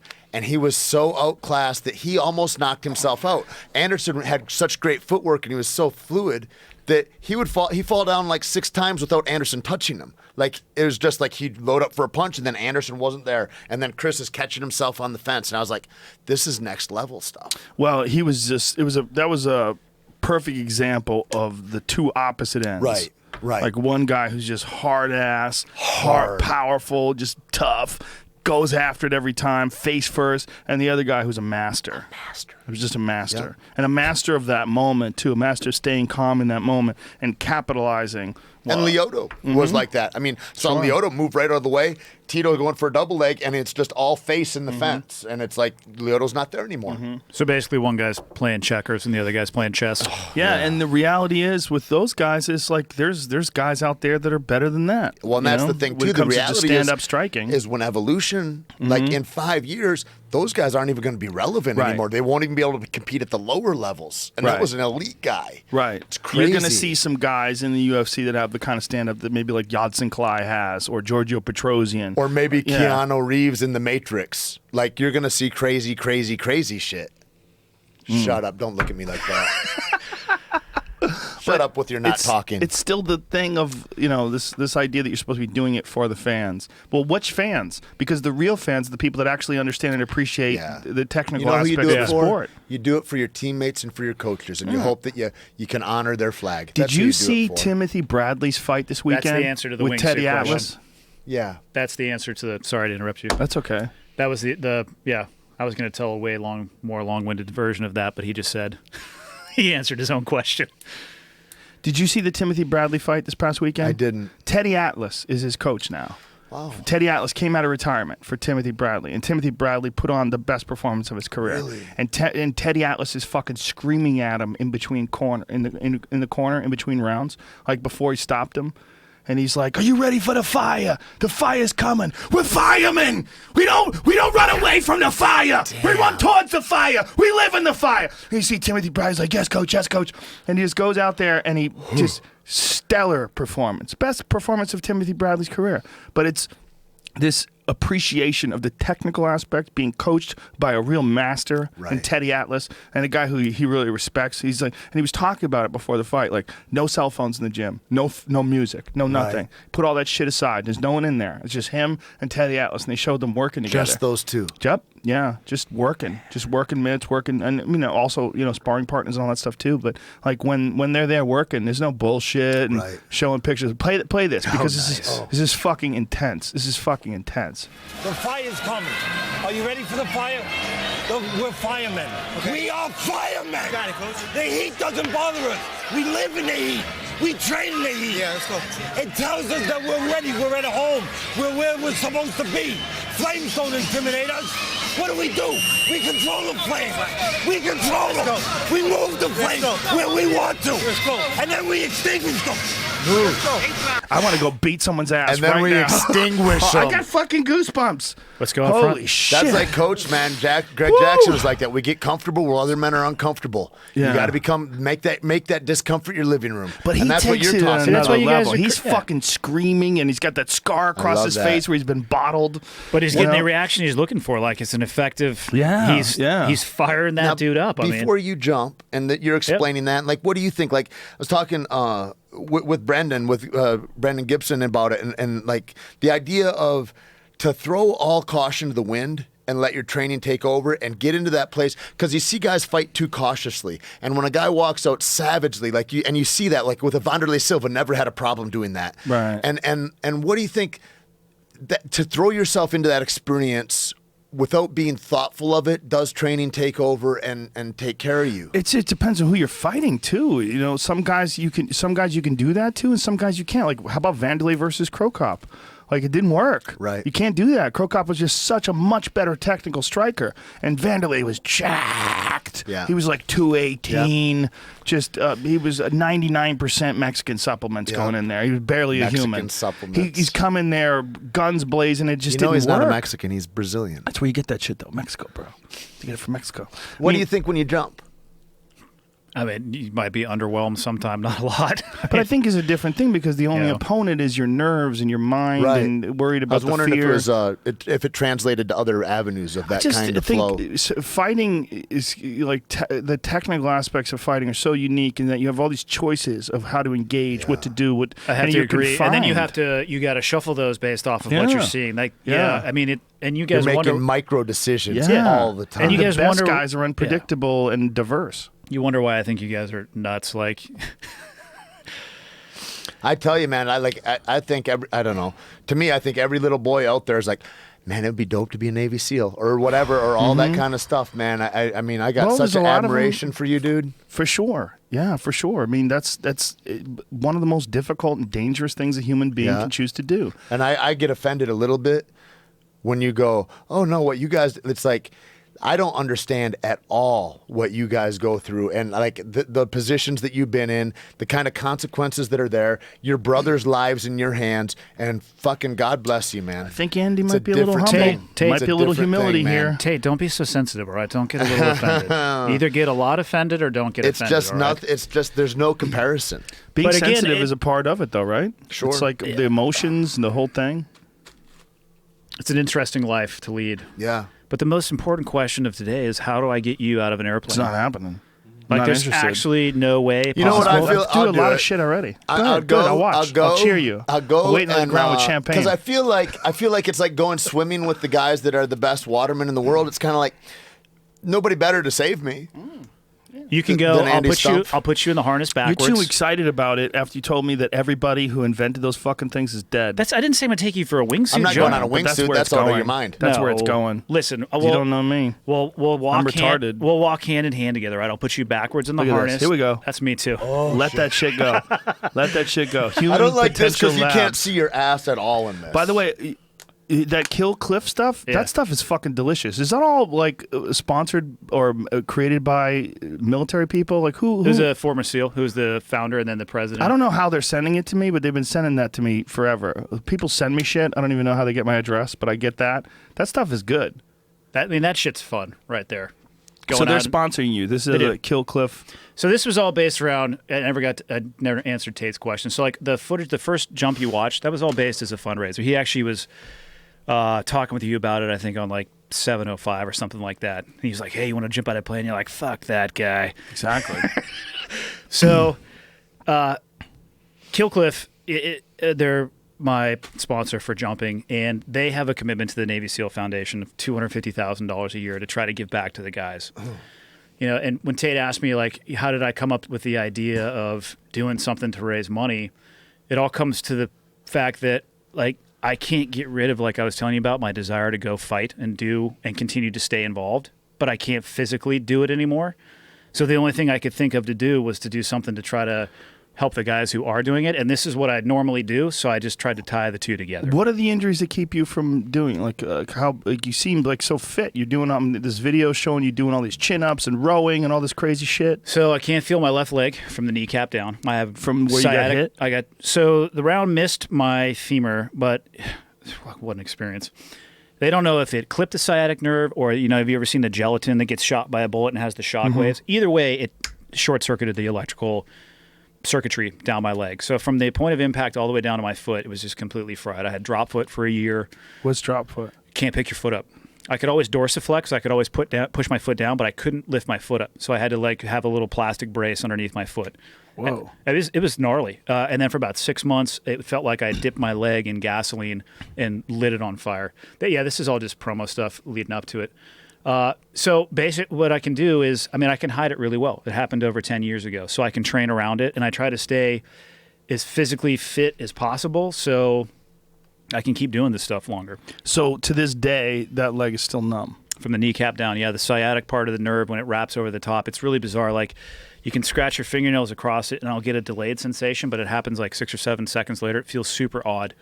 And when it first happened, I'd be distracted during the daytime, and then I would lay down at nighttime to try to go to sleep, and it was hell. It just felt like my leg was on fire. And, you know, I went and that's actually how I found CrossFit, was rehabbing from the injury, because the Navy's was like Percocet, right, you know, Vicodin, Ambien, something else that was blue, and I'm just like, Right. Viagra, probably that last blue one. probably. That's what you want to do when you're all jacked up on Percocet. So, yeah, but like, have and a so rager. Captain Morgan, right? Then I'd go Captain Morgan. It's fun. Yeah, that'd be a good experiment. So I'd fist a bottle of Captain Morgan every night, God, and I'd go every down the night. bottles. I was taking like 4 or 5 Ambien and not being able to sleep. Like that's how far I was playing around with my own pharmaceutical buffet, if you will. For how long? About 6 months. They had me on anti-seizure medicine for kids, which has a secondary side effect of neuropathic pain control, but it also suppresses your central nervous system functioning. So I still remember the day we were living in Virginia Beach, and my wife asked me a very simple math question, and I just was like, I couldn't do it. Whoa. And so I was like, okay. And I got myself, and that's, I started going to the gym and just working out on my own, and I weaned myself off all the stuff and had to really graduate myself off the anti-seizure stuff because you can't just stop. Why'd they have you on anti-seizure stuff? Because the medicine had a secondary effect of neuropathic pain control. So they were trying to control the burning in my leg, but there was nothing that could really target it directly. So it was for kids, but if I had just stopped cold turkey, it would have drastically increased my likelihood of just having a seizure, even though I'm not susceptible to do it. So it took me about another 6. It was gnarly. Like I can't imagine the shit my wife put up with. I would literally drink all night and just play, Pez dispenser with the variety of colors that would come at me. Couldn't sleep during the daytime. I mean, it was a mess. And what were you doing when you were up and just surfing the intranet? I mean, I don't even remember. I was just loaded, And there wasn't a lot of mechanisms for support back then. It was 2005. It was a little bit earlier than the medical systems that are in place now. I mean, I still have never had a surgery. I've never had stitches. They left everything in, and some of it works its way out over time. They flew me to Germany. You mean like fragments? Yeah, I got about 300 pieces of frag in my left leg, and then the round is still in my pelvis. It was gnarly. I mean, is there a reason to leave it in there, or? So because there's retained ferrous metal in my body, they can't really image me with the magnets to get a precise location. So they gave me the option when I was in the hospital in Baghdad. They're like, hey, we can try to take it out. I'm like, okay, please describe to me. Tell me more. What does this process look like? They're like, okay, tube down your throat, knock you out, flip you over on your stomach, 2-dimensional x-ray, start cutting in through your ass, pulling apart, looking for the frag. Stop right there. That's good for me. Yeah. So I was like... Made a good choice, Andy. Yeah, I'm like, can you please describe to me the possible consequences of leaving it in? He's like, oh, yeah, well, the body will encapsulate it in calcium, and as long as you don't have bone contact with the metal, you should be fine. I'm like, well, fuck, man, right. Why didn't you lead with that? Sounds awesome. Yeah, that seems like nothing. So, in comparison... There's a hard spot in my ass. Fuck. So, anybody who's complaining about that, well, let me tell you about what I've fucking been through. Reorganize my ass. Is there a golf ball in your ass? So I left it. Yes and no. Yeah, I left it, flew to Germany, stayed in the hospital in Germany for 2 days, checked myself out of the hospital, took a taxi to the airport, flew home, and was home like 48 hours after it happened. Whoa. And my squadron was still forward deployed, so I was kind of on a little bit of an island by myself. Not by any malicious intent of anybody, but I was just, they're like, I mean, that was the Navy's thing. They're like, here, this is the solution to your problem. Like, here's some go pills. work it out. Oh, yeah. Go figure it out. Yeah. And what can they do? Other than that, you would have to be like a project. They would have to have a bunch of people trying to help you. Like I said, it was early. I think now they probably have a protocol maybe specifically for neuropathic pain control that they've learned over the decade that we've been fighting. Like, look at amputations, right? You never used to survive a single, let alone a double amputation. But now medical advances are so far down the road that, triple and quad amputees are actually surviving, which would never make it off the battlefield. So maybe they have something now that would help, but that was it. And then, so I basically started working out and would exhaust myself, and that's how I'd sleep, and that's how I found CrossFit and got introduced to the founder, because they were founded in my hometown. So with nerve damage, there's like a tiny amount of improvement that you get. 1 millimeter a day. Yeah. That's that drop foot coming back, right? That's why it takes that It takes that long. And the doctors, guys who had gone for, multiples of the number of years of school that I have under my belt, would be like, I don't know, maybe. That's the answers that I would get. I'm like, hey, man, am I going to be able to walk again? And they'd be like, perhaps. It's a practice, not a science. Wow. Now is your drop foot cleared? It's better. I can hide it. Like if it's funny. Like if I wear more like a dressy shoe, you can hear my left foot hitting a little bit more. But what really gets me, and what was one of the biggest things for my military retirement, is that I have a really hard time controlling a roll of the ankle to the outside. And the majority of the time when we're overseas, I'm heavy. I'm like body weight plus 80 to 120 pounds on my back. Right. So you get that off kilter at all, and I've snapped my ankle over so many times, almost to the point where I almost called a medevac in. It was just like purple and the size of a grapefruit. I just couldn't do it anymore. You know, this is sort of, people have like an abstract idea what it's like to do what you guys do with a heavy pack on. If you never wore a pack, like I work out with a 40-pound weight vest sometimes, and I can't wait to get that fucking thing off. It doesn't weigh triple anything. Triple that, and then go for a 5-kilometer walk. That's crazy. Ergonomic, right? Like those weight vests are to your body, not something extended off that's you're off balance. Now hide around a corner and think about I'm going to access an enemy with a heavy ass fucking pack on it. Yeah, I mean, when we packed that elk out that's out there in the hallway, I had that on my back. I probably had like 160, 170 pounds in it, but I only had to walk a half a mile. Which that weight at a half a mile will destroy you. And I was exhausted. And I couldn't, and I'm like, well, these motherfuckers are going 5 kilometers a day with more than that on their back. And they're getting work. Shot. And get to work. And getting shot at. To get Did to they where the build adrenaline you comes up? Like my friend Cam Haynes, he to prepare for elk hunting, he takes a rock. He has this 135-pound rock, and he puts it in a backpack.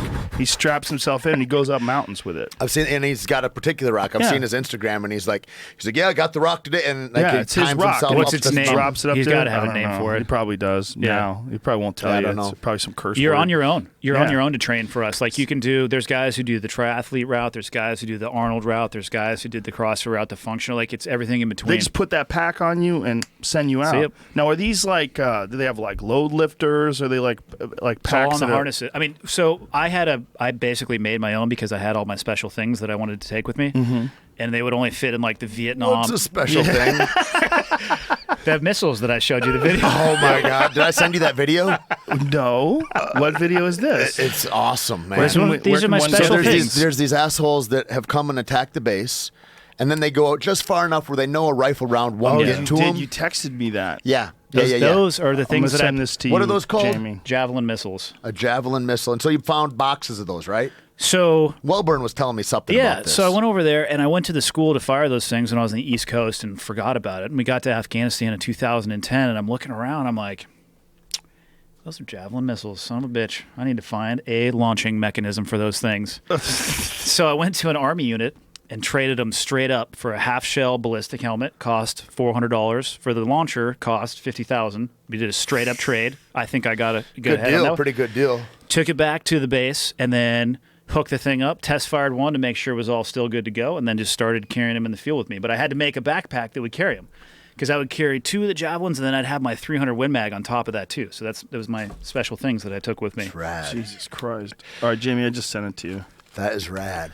Those missiles are gnarly. And so this thing that like set this up. So then you're where when you're firing this and you hit that truck? The truck was like 2.5 kilometers away on a hill. But I mean, I think I ended up shooting like 12 or 13 of those things. They're about 150 thou pop. Money well spent. $150,000 a pop, and you shot 12 of them? Yeah. You shot $1 million worth of round plus? In an afternoon? You're welcome. Not in an afternoon. It was like an 8-month time period. Oh, was it?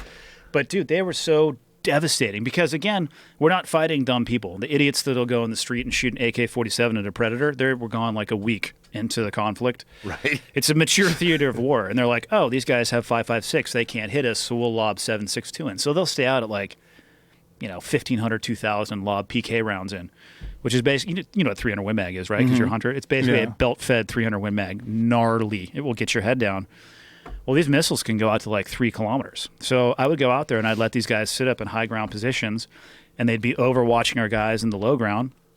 And I'd wait till they got a group of them together, and then I would just send one of these things. They're designed to hit tanks. They're anti-tank. It's got a double shape charge. The first one's supposed to go through the Look at the smile on his face when he starts describing this round. I love those things. I wish I had one at home.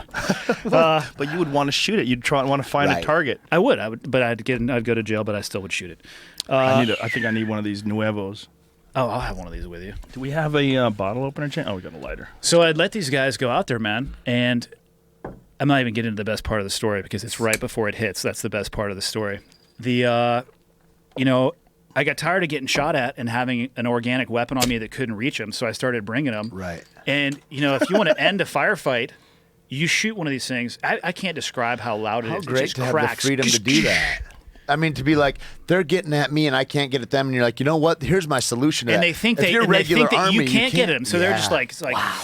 oh, what's up? And you launch this thing. Yeah, they're like, you're just beyond my reach. You're like, oh, really? And Joe, here's the best part. It has two settings. It has top attack or direct attack. So it'll go up and come straight down, so you're not even safe hiding behind things. Or it'll go direct attack right at the guy. Regardless, the best part of it is about a quarter of a second before it hits, they make the O face. Right? They're doing their thing, and they go, ha, and they're done. Best part about it. Which is better for you, the top or the direct? Top when they're hiding behind stuff, and then direct if they... You don't have a preference. How do you judge the drop? It just depends on what because it's a thermal camera. You're looking through the warhead after you activate it. You lock it on by making this box get smaller. It flashes crosshairs, and then you pull the trigger, and it will hit whatever is the crosshairs are on. So you just look at the terrain and where they're at, and then so it changes its makes a trajectory. choice. You have to pick. You have to pick when you shoot. So Right. like if they were hiding behind a wall or something that I didn't have a direct access to them, I would just drop it in over the top. But you can drop it right where they are. James, you got the video? It hasn't come yet? What do you think of that beer Really? right there? It's delicious. It's goddamn good. That's what we make that in New Mexico. That's one of my joints. Is it? Yeah. Nice. Yeah. So Joe, those were my special things. You know? Damn, dude. But again, I did that because it was out of necessity. I was tired of getting shot at from a range I could do nothing about. And what I found was if you shoot one of those things, they would leave us alone for the rest of the day. It's the same theory as why would you kill a fly with a sledgehammer? Right. It's so the other flies take notice, not because the sledgehammer is any more effective than any other weapon system. It truly works. So, I would say an argument was made that I saved lives by using those. Absolutely. I would think that too. And I think that what's awesome is that you had the autonomy to be able to do that, whereas like if you're a regular soldier, you probably don't get choices like that. They're just suck it up, buddy. You'd be running that up the chain of command. Right. For sure.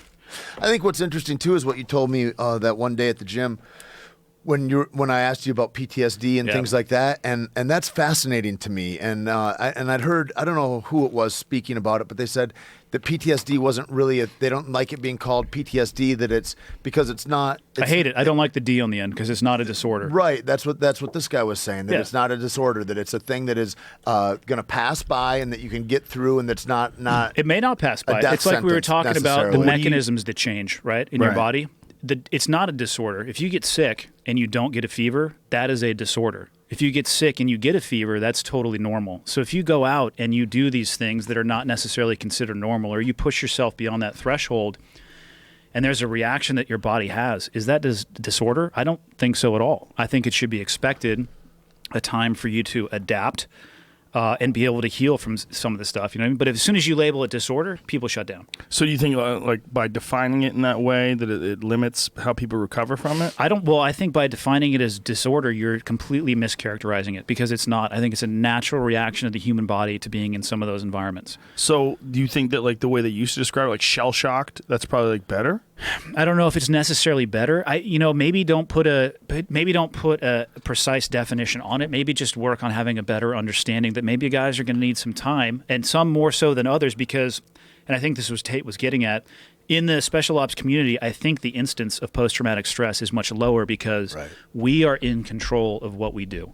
Like the horrific environments that I saw some of these guys getting into, like in Afghanistan in 2010, was a sequential series of the most dangerous months because of IEDs, improvised explosive devices, throughout the history of the conflict up to that point. Vehicles were just getting vaporized. And some of these Army guys had a job of patrolling up and down Route 1, which is the main corridor in Afghanistan. And they would get in these vehicles and sit there and wait. And maybe something would happen, and maybe it wouldn't. Maybe it'd hit the vehicle in front of them. Maybe it'd hit the vehicle behind them. Maybe it would go low order and it'd just flip them over and fuck them all up. But they're sitting there. When you say they're waiting to be attacked. They're in the back. They're sitting there, and I can't even imagine the geometry going on in the brain of trying to just rectify that and just dealing with. They're basically waiting to be victimized.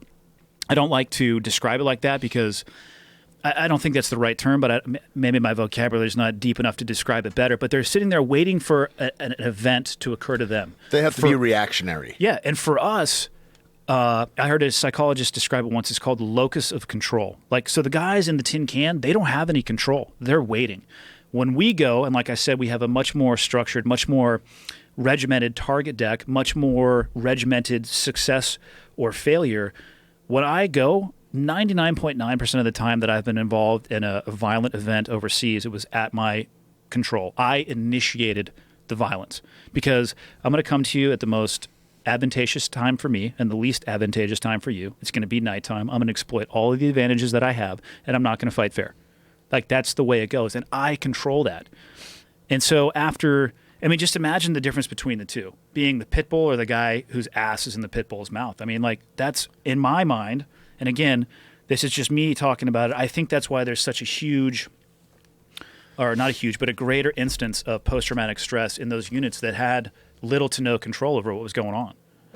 Right, like the instance of that one guy that was having a bunch of he was diagnosed several times with PTSD, been deployed, and then wound up killing all those civilians. That was one of the most horrific and one of the most popularized incidents of someone, quote unquote, snapping. Yeah. And it's that same kind of thing, right? Like, just constantly waiting for something to happen, dealing with being attacked. With no control. And you're just, you know what I mean? Like, I mean, they were bearing 2,000-pound charges. They would flip these multi-ton. 2,000-pound charges. Yeah. So Afghanistan in 2003, we rode around in Hilux trucks with no armor whatsoever because there was no threat of an IED on the ground. And then we started doing armored Humvees, but the overmatch or the size of the charge that will destroy a Humvee is like 4 pounds because it's flat. Right. So then they went to the V-shaped, right, which the theory is it deflects it out. Mm-hmm. So those survived for a while, and then they're like, well, 50 pounds didn't work. Let's try 500. 500 didn't work. Let's try 2,000. And it flips them hundreds of feet into the air. And there's people inside of those things. I've seen it where they inverted the V. The V on the bottom ended up touching the top of the fucking troop compartment in the back. And that's what those guys are riding around in, not knowing if, like, and I can't express enough the respect I have for the guys who did that because I couldn't do it. I'd be back. Toothbrush, 6-shooter. Which one's it going to be? I mean, I wouldn't be able to do it. I'm not tuned to do that job. It's such a crazy level of stress. And that's why they snap. I mean, there's got to be, everybody's got a cup that's going to overflow at some point, and everybody's cup is a little bit different, and some people develop mechanisms that help them lower down the amount in that cup, and others don't. Is there any help for them while they're there? Is there any counseling or any, like, psychological training or preparation training? I can't speak to the conventionals, but I can say it was there and available for us, so I can only hope that it was there and available for them, but do you want to admit that in front of your peers? You know what I mean? There's some stigmatisms that come with, I mean, it's a very... Well, I'd heard that too, is that, like, if I go to say, hey man, I'm having some psychological stuff from here, then you're unfit to lead anymore if you're in a command position because they can't put you back in because if something happens, then somebody can come back and say, he came and said that he wasn't. So it's like you kind of take yourself out of a job if you admit that. Is that not right? Or something like that? You can, depending on how far down the road it goes, because obviously if you're complaining about, or not complaining about, but if you're trying to receive help for a certain level of, again, I don't want to say a problem, a certain level of issues that you're trying to deal with, at some point that impedes your judgment, and they have to make the right call. Sure. But the guys who are overseas, they don't want to get, like... One of the things that irritated me the most about getting hurt is because I got pulled out of the fight and I wasn't done. Like I said, like to this day, Joe, if I could go get on an airplane and go overseas and affect some difference by getting back on target, I would do it. You know, almost everyone who does what you do says that. That's my friend Jody Middick. He lost both his legs from the knees down. He's a Canadian Special Forces sniper, and he's like, I love soldiering. He's like, I would love to get back in there and soldier more if I could. Yeah. And I don't know why. I can't articulate that, but just like I can't articulate I wanted to be a SEAL since I was 11. You know, I don't – it's something in me and the people that I worked with that's just the way that it is. Is it just because it's life turned up to 10, the consequences are so high, I don't think so. I don't think so. For me, I mean, to be honest with you, I don't enjoy operating and living in environments where you're constantly at risk of losing your life, which is why I enjoyed being in control. Right? Like, knew where we were going, good intelligence, was able to make a plan. We were going to execute our plan on somebody who didn't know we were coming, right? So in control. I mean, dude, firefights can be scary as all hell, especially you start talking about like indoors, close proximity. Like, I don't enjoy living in that environment. That sucks. And there's Yeah, there's terrifying stuff that happens. It's so funny. Like, you'll have an absolutely terrifying moment, and then the funniest thing you've ever seen in your goddamn life happens all in the span of 60 seconds. Like what? Like dudes making entry on a room that they use for a bathroom, so they slip and slide and fall in human shit, and they come out dry heaving. And I'm leaning up against a wall crying because I'm laughing so hard. Because they go in there like a badass and they come out, they're just like... and it happens in the span of 60 seconds, and you're like, what is going on? Wow. Yeah, it's so hard to describe. Is that, in a sense, similar to this experience that you're getting while you're doing these jumps? Because everything is so intense. Everything is so cranked up.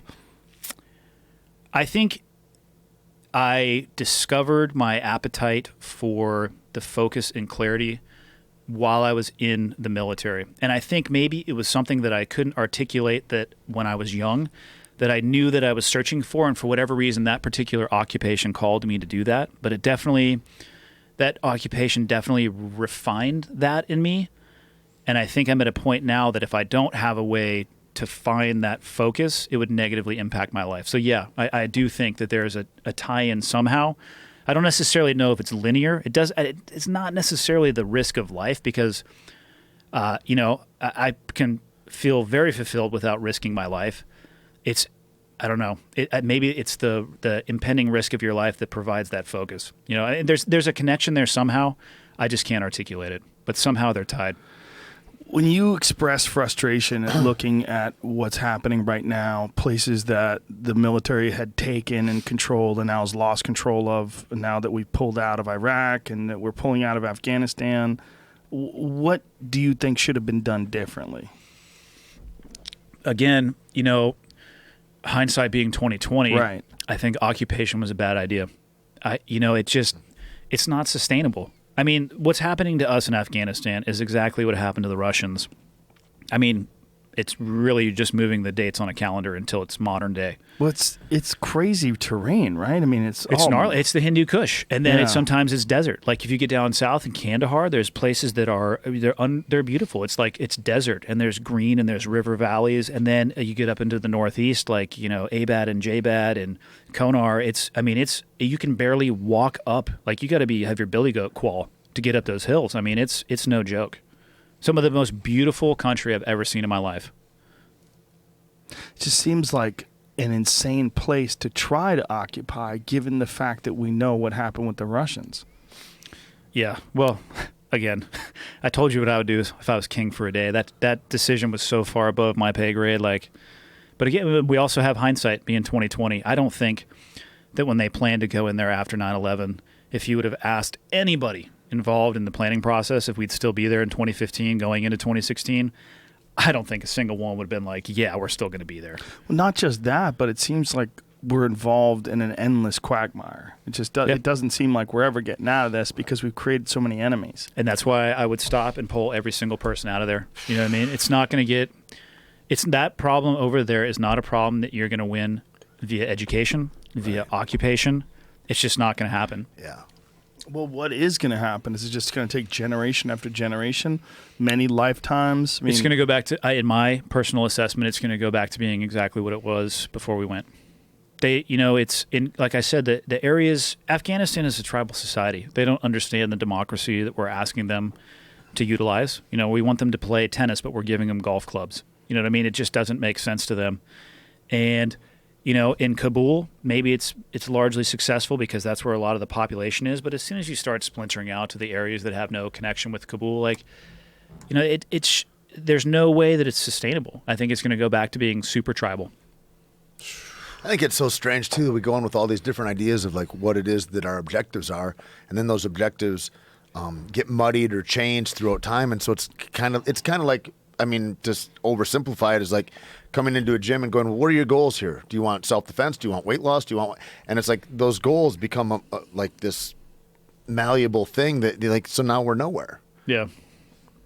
Don't spend too much time thinking about it, Tate. I don't, man. Well, I just try to impact where I can, which is right here. Well, for us as civilians to be thinking about is one thing. But for a guy like you who risked his life over there and is walking around with a numb leg, it's got to be there's a much more intense connection to what's happening. There is. And again, so to answer your question full circle, like, why did I start doing the wingsuit stuff and why did I try to set the world record? Because I know I can't physically go over there. Like, my number one priority would be to go over there and get back in line with the guys and do it, but I can't. I mean, that day is done for me.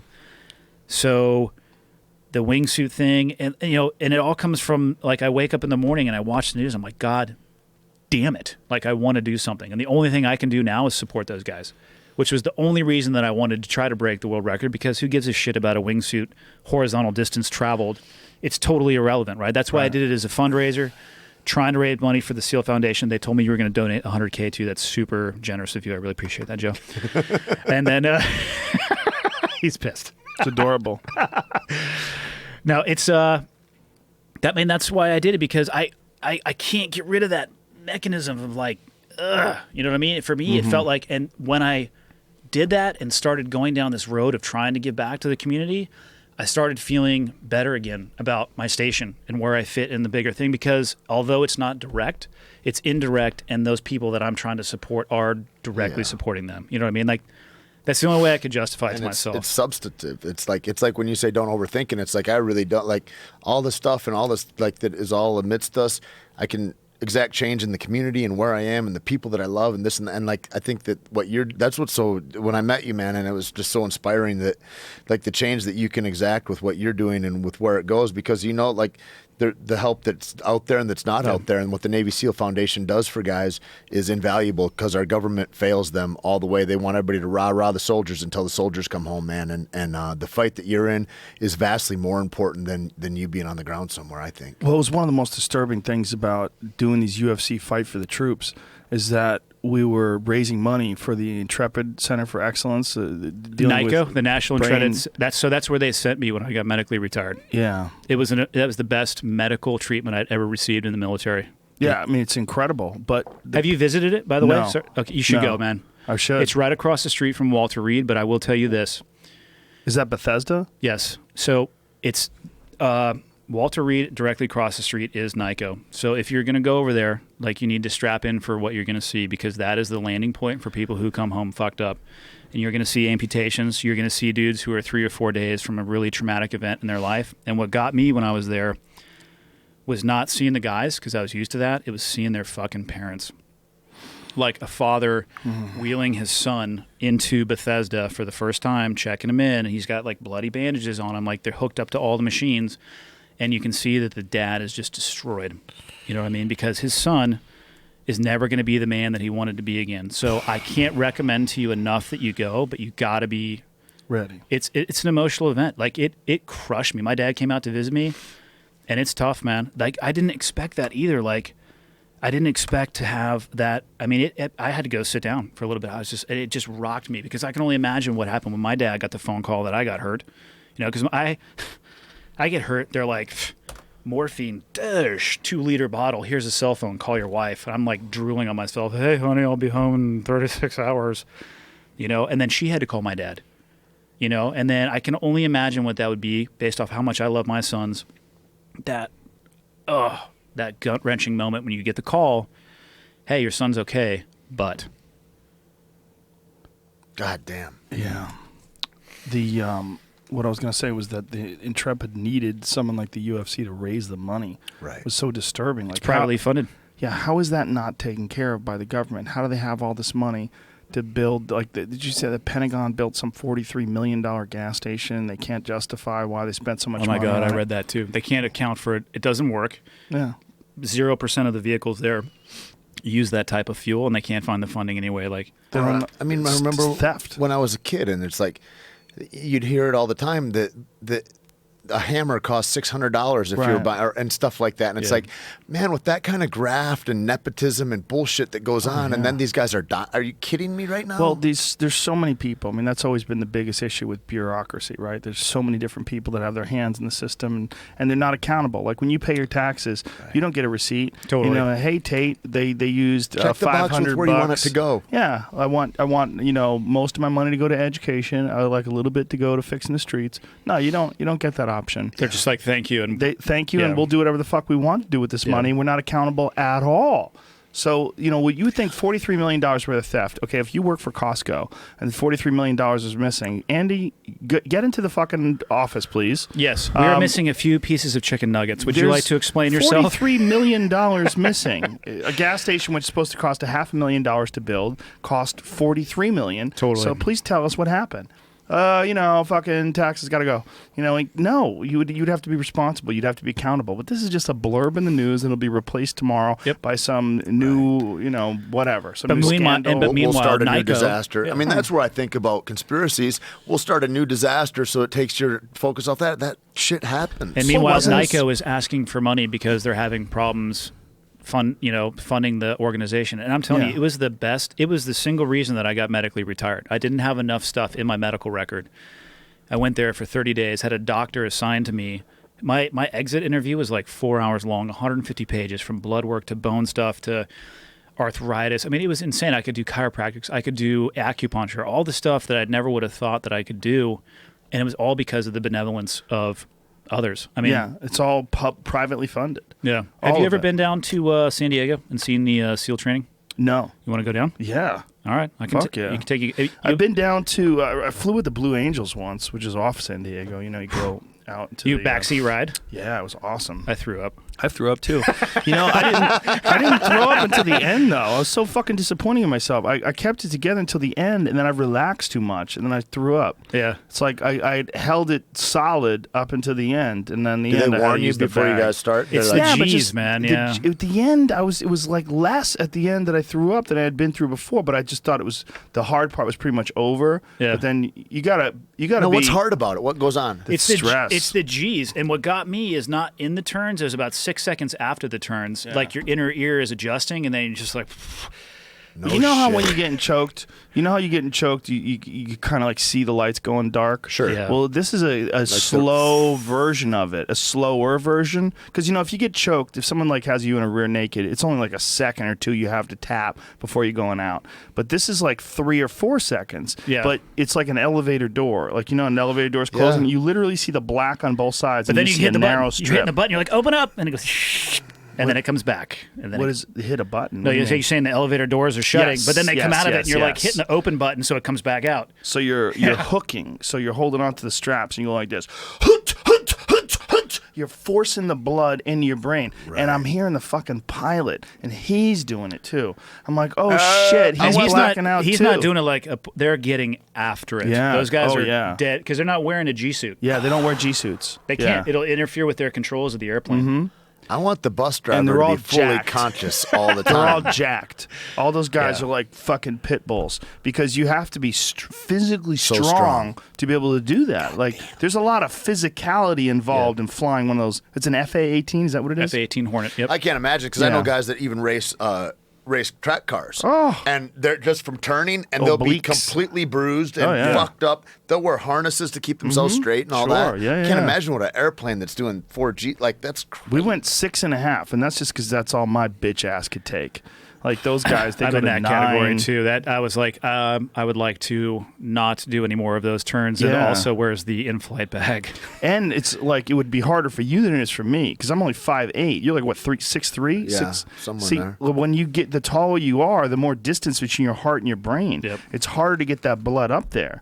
Short dudes like me, Wow, like all the fighter pilots are all like So 5'8", that's 5'10". not. So like when Top Gun happened, and then everybody tried to join the Air Force or whatever it was, or the Navy to fly. Best recruiting tool for the Navy And ever. so before yeah. their window was like 5'7" to 5'11", and then they're like, nope, 5'9" and 1/4, or else you're not welcome because there were so many people that wanted to join, and that's why that height is. That they want that height for that reason. I thought it was the cockpit size or. I think it's a lot of it is Combination. being able to control. Well, obviously, different planes they use different things, and some planes do use G suits. But when Every you're, plane except for the Blue Angels actually does. yeah, so Wow. it's Yeah. easier if you wear a G suit. But when you're jacked, like those dudes, like all of them are like these pit bull dudes, and because of that, they can force that blood. Right. They can stay conscious and deal with a lot of pressure that. Crazy. Like some Larry Bird type dude is just not going to be able to going handle. out. He's going to go out. And what's insane is while they're dealing with that pressure, their airplane is from me to Joe. Yeah. Like Yeah. they're looking at a single rivet on the aircraft. That's their marker is a single rivet. So they're like, hoot, hoot, like Joe's talking about, and just formation flying, no big deal. Yeah. 300 knots. Formation flying. Formation flying. So they're like really close to each other. Really, really I've close. seen them when I was a little kid. I remember seeing them come down, swoop in, and they're like their wings are damn near overlapping, it looks like. I mean, visually, it's crazy. Well, I remember, there's been many, many times where, especially like in other countries, they've done those air shows and collided with each other, and then they go into the crowd. And Did you see the guys with the jet suits or the jetpacks? I sent you that link on Twitter. I sent you too. Same night, I saw it, man. Yeah. These motherfuckers, they got jetpacks and they're flying next to like a DC-10 or something. It's next level. No, it's the crazy. new Airbus. These dudes in Dubai, it's the next level shit. They got rigid wings. They're doing a formation flight with an Airbus. They have jetpacks. And how far can they fly? I think they can fly for about 30 minutes. Whoa. They were changing positions, going around the plane. Fucking dude, it's crazy. Oh, Jamie, find that. It shouldn't be hard. That's like next level stuff. 30 minutes is a long time. And they can go up, and then they can glide. They can turn the jets off, and they glide down because it's a rigid wing structure on their back. When I was in Denver, here's a guy. Here's dude, this is crazy. So these guys are flying. How high are they? Let's take a look here. That's like airplane height. That's lower though. That's probably sub 10. Yeah. Oh, sub 10. Okay. That's a guy that's looking at a picture on TV on the ground. How crazy is this? God, these guys are just flying. They have jets. Now, how are they going? 150, 300? How fast are they going? They're in the hundreds. They're not. Probably topping out at 200. My God, this is insane. Your lips are just flapping. You got a full screen. Maybe on, yours, right? bro. Maybe yours. Yours? Well, look at those big old things. Those things would be flapping like biscuits. You kidding me? My lips have a lot of power behind them, bro. Mm-hmm. I heard. Whoa. That's over that fucking bullshit man-made island area that's sinking. Yeah. Dude.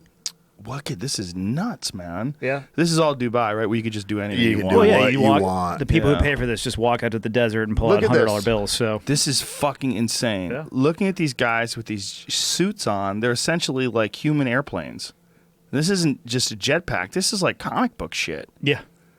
Fucking madness. Totally spraying chemtrails all over the people of Dubai. Yep. Look at that. They are chemtrailing. Look at Look this at that. fucking. Oh my God. They just separate. Look at that guy. What is happening here? Wow, that is madness. It's next level right Well, there. how long before that becomes like something we see all the time? I think it's cost prohibitive. Oh, is it? But right now, right? 6 years. Yeah. Skydive Dubai. That's a place you can go right now. They got 2 drops Roll your on a Bugatti jet suit. Veyron I know what you're doing next right weekend. into the fucking parking lot. Dude, you know the deal with The Dubai. money over there is insane. Like you've never seen so many $1 million cars in your life. Like they're all over the place. Amazing. Like that when you're like, I remember asking a long time ago, I'm like, what's it like having money like that? And you're like, it's like everything's free. And it's like, for those guys, what is that like? Like human life is free. Like anything is free. Like it doesn't matter. Like a $10 thing, $50,000 for them, it doesn't matter. It really, like you meet those really rich guys like that. Fuck. Well, those guys also, their wealth isn't public. It's not like, everyone talks about the wealthiest people in the world. Oh, yeah, they're not sharing that information. Yeah. They ain't on They're the not Forbes racking list. and stacking. They're it. like Yeah. Forbes, Suck eat dicks, it. dummy. You guys are bitches. You're not even kings. Yeah. Yeah. You Yeah. wear a tie around.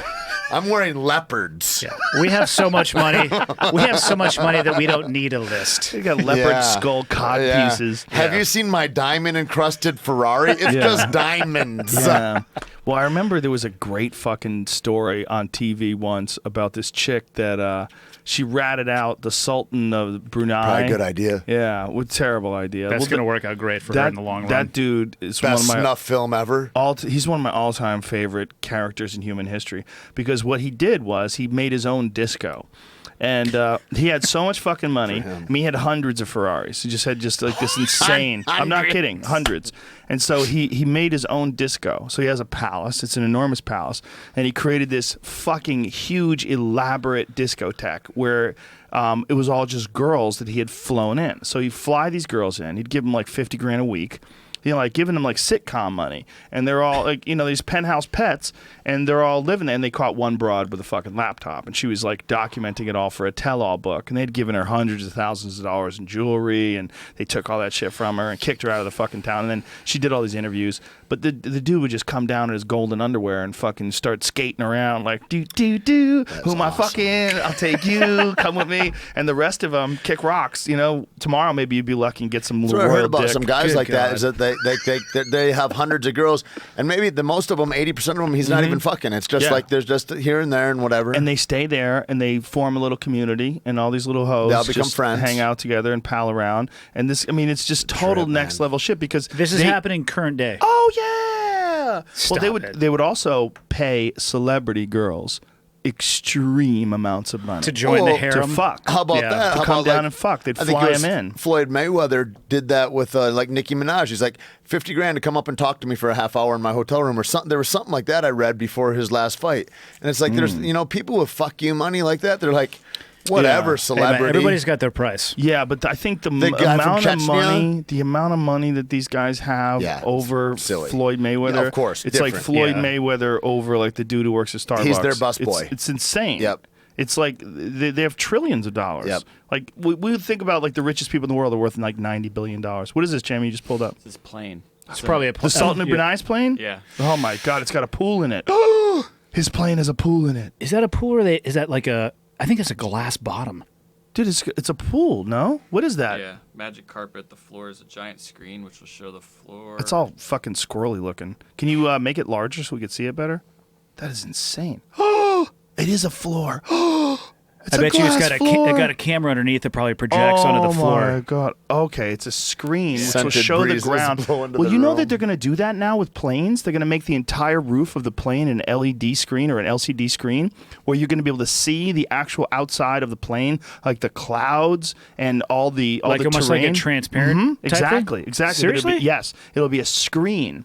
And the screen will project. They've already like made prototypes of these, and they've shown like videos of what the planes of the future would be like. But the entire top of the plane, like from the windows up, will all just be the actual clouds that are above the plane. I saw a buddy. He might have flown to Dubai, and they were in first class for whatever that trip was, and the whole wall of the plane was clear. It was like a huge window, and they were like, it was almost like their first class was like a living room experience. It's crazy.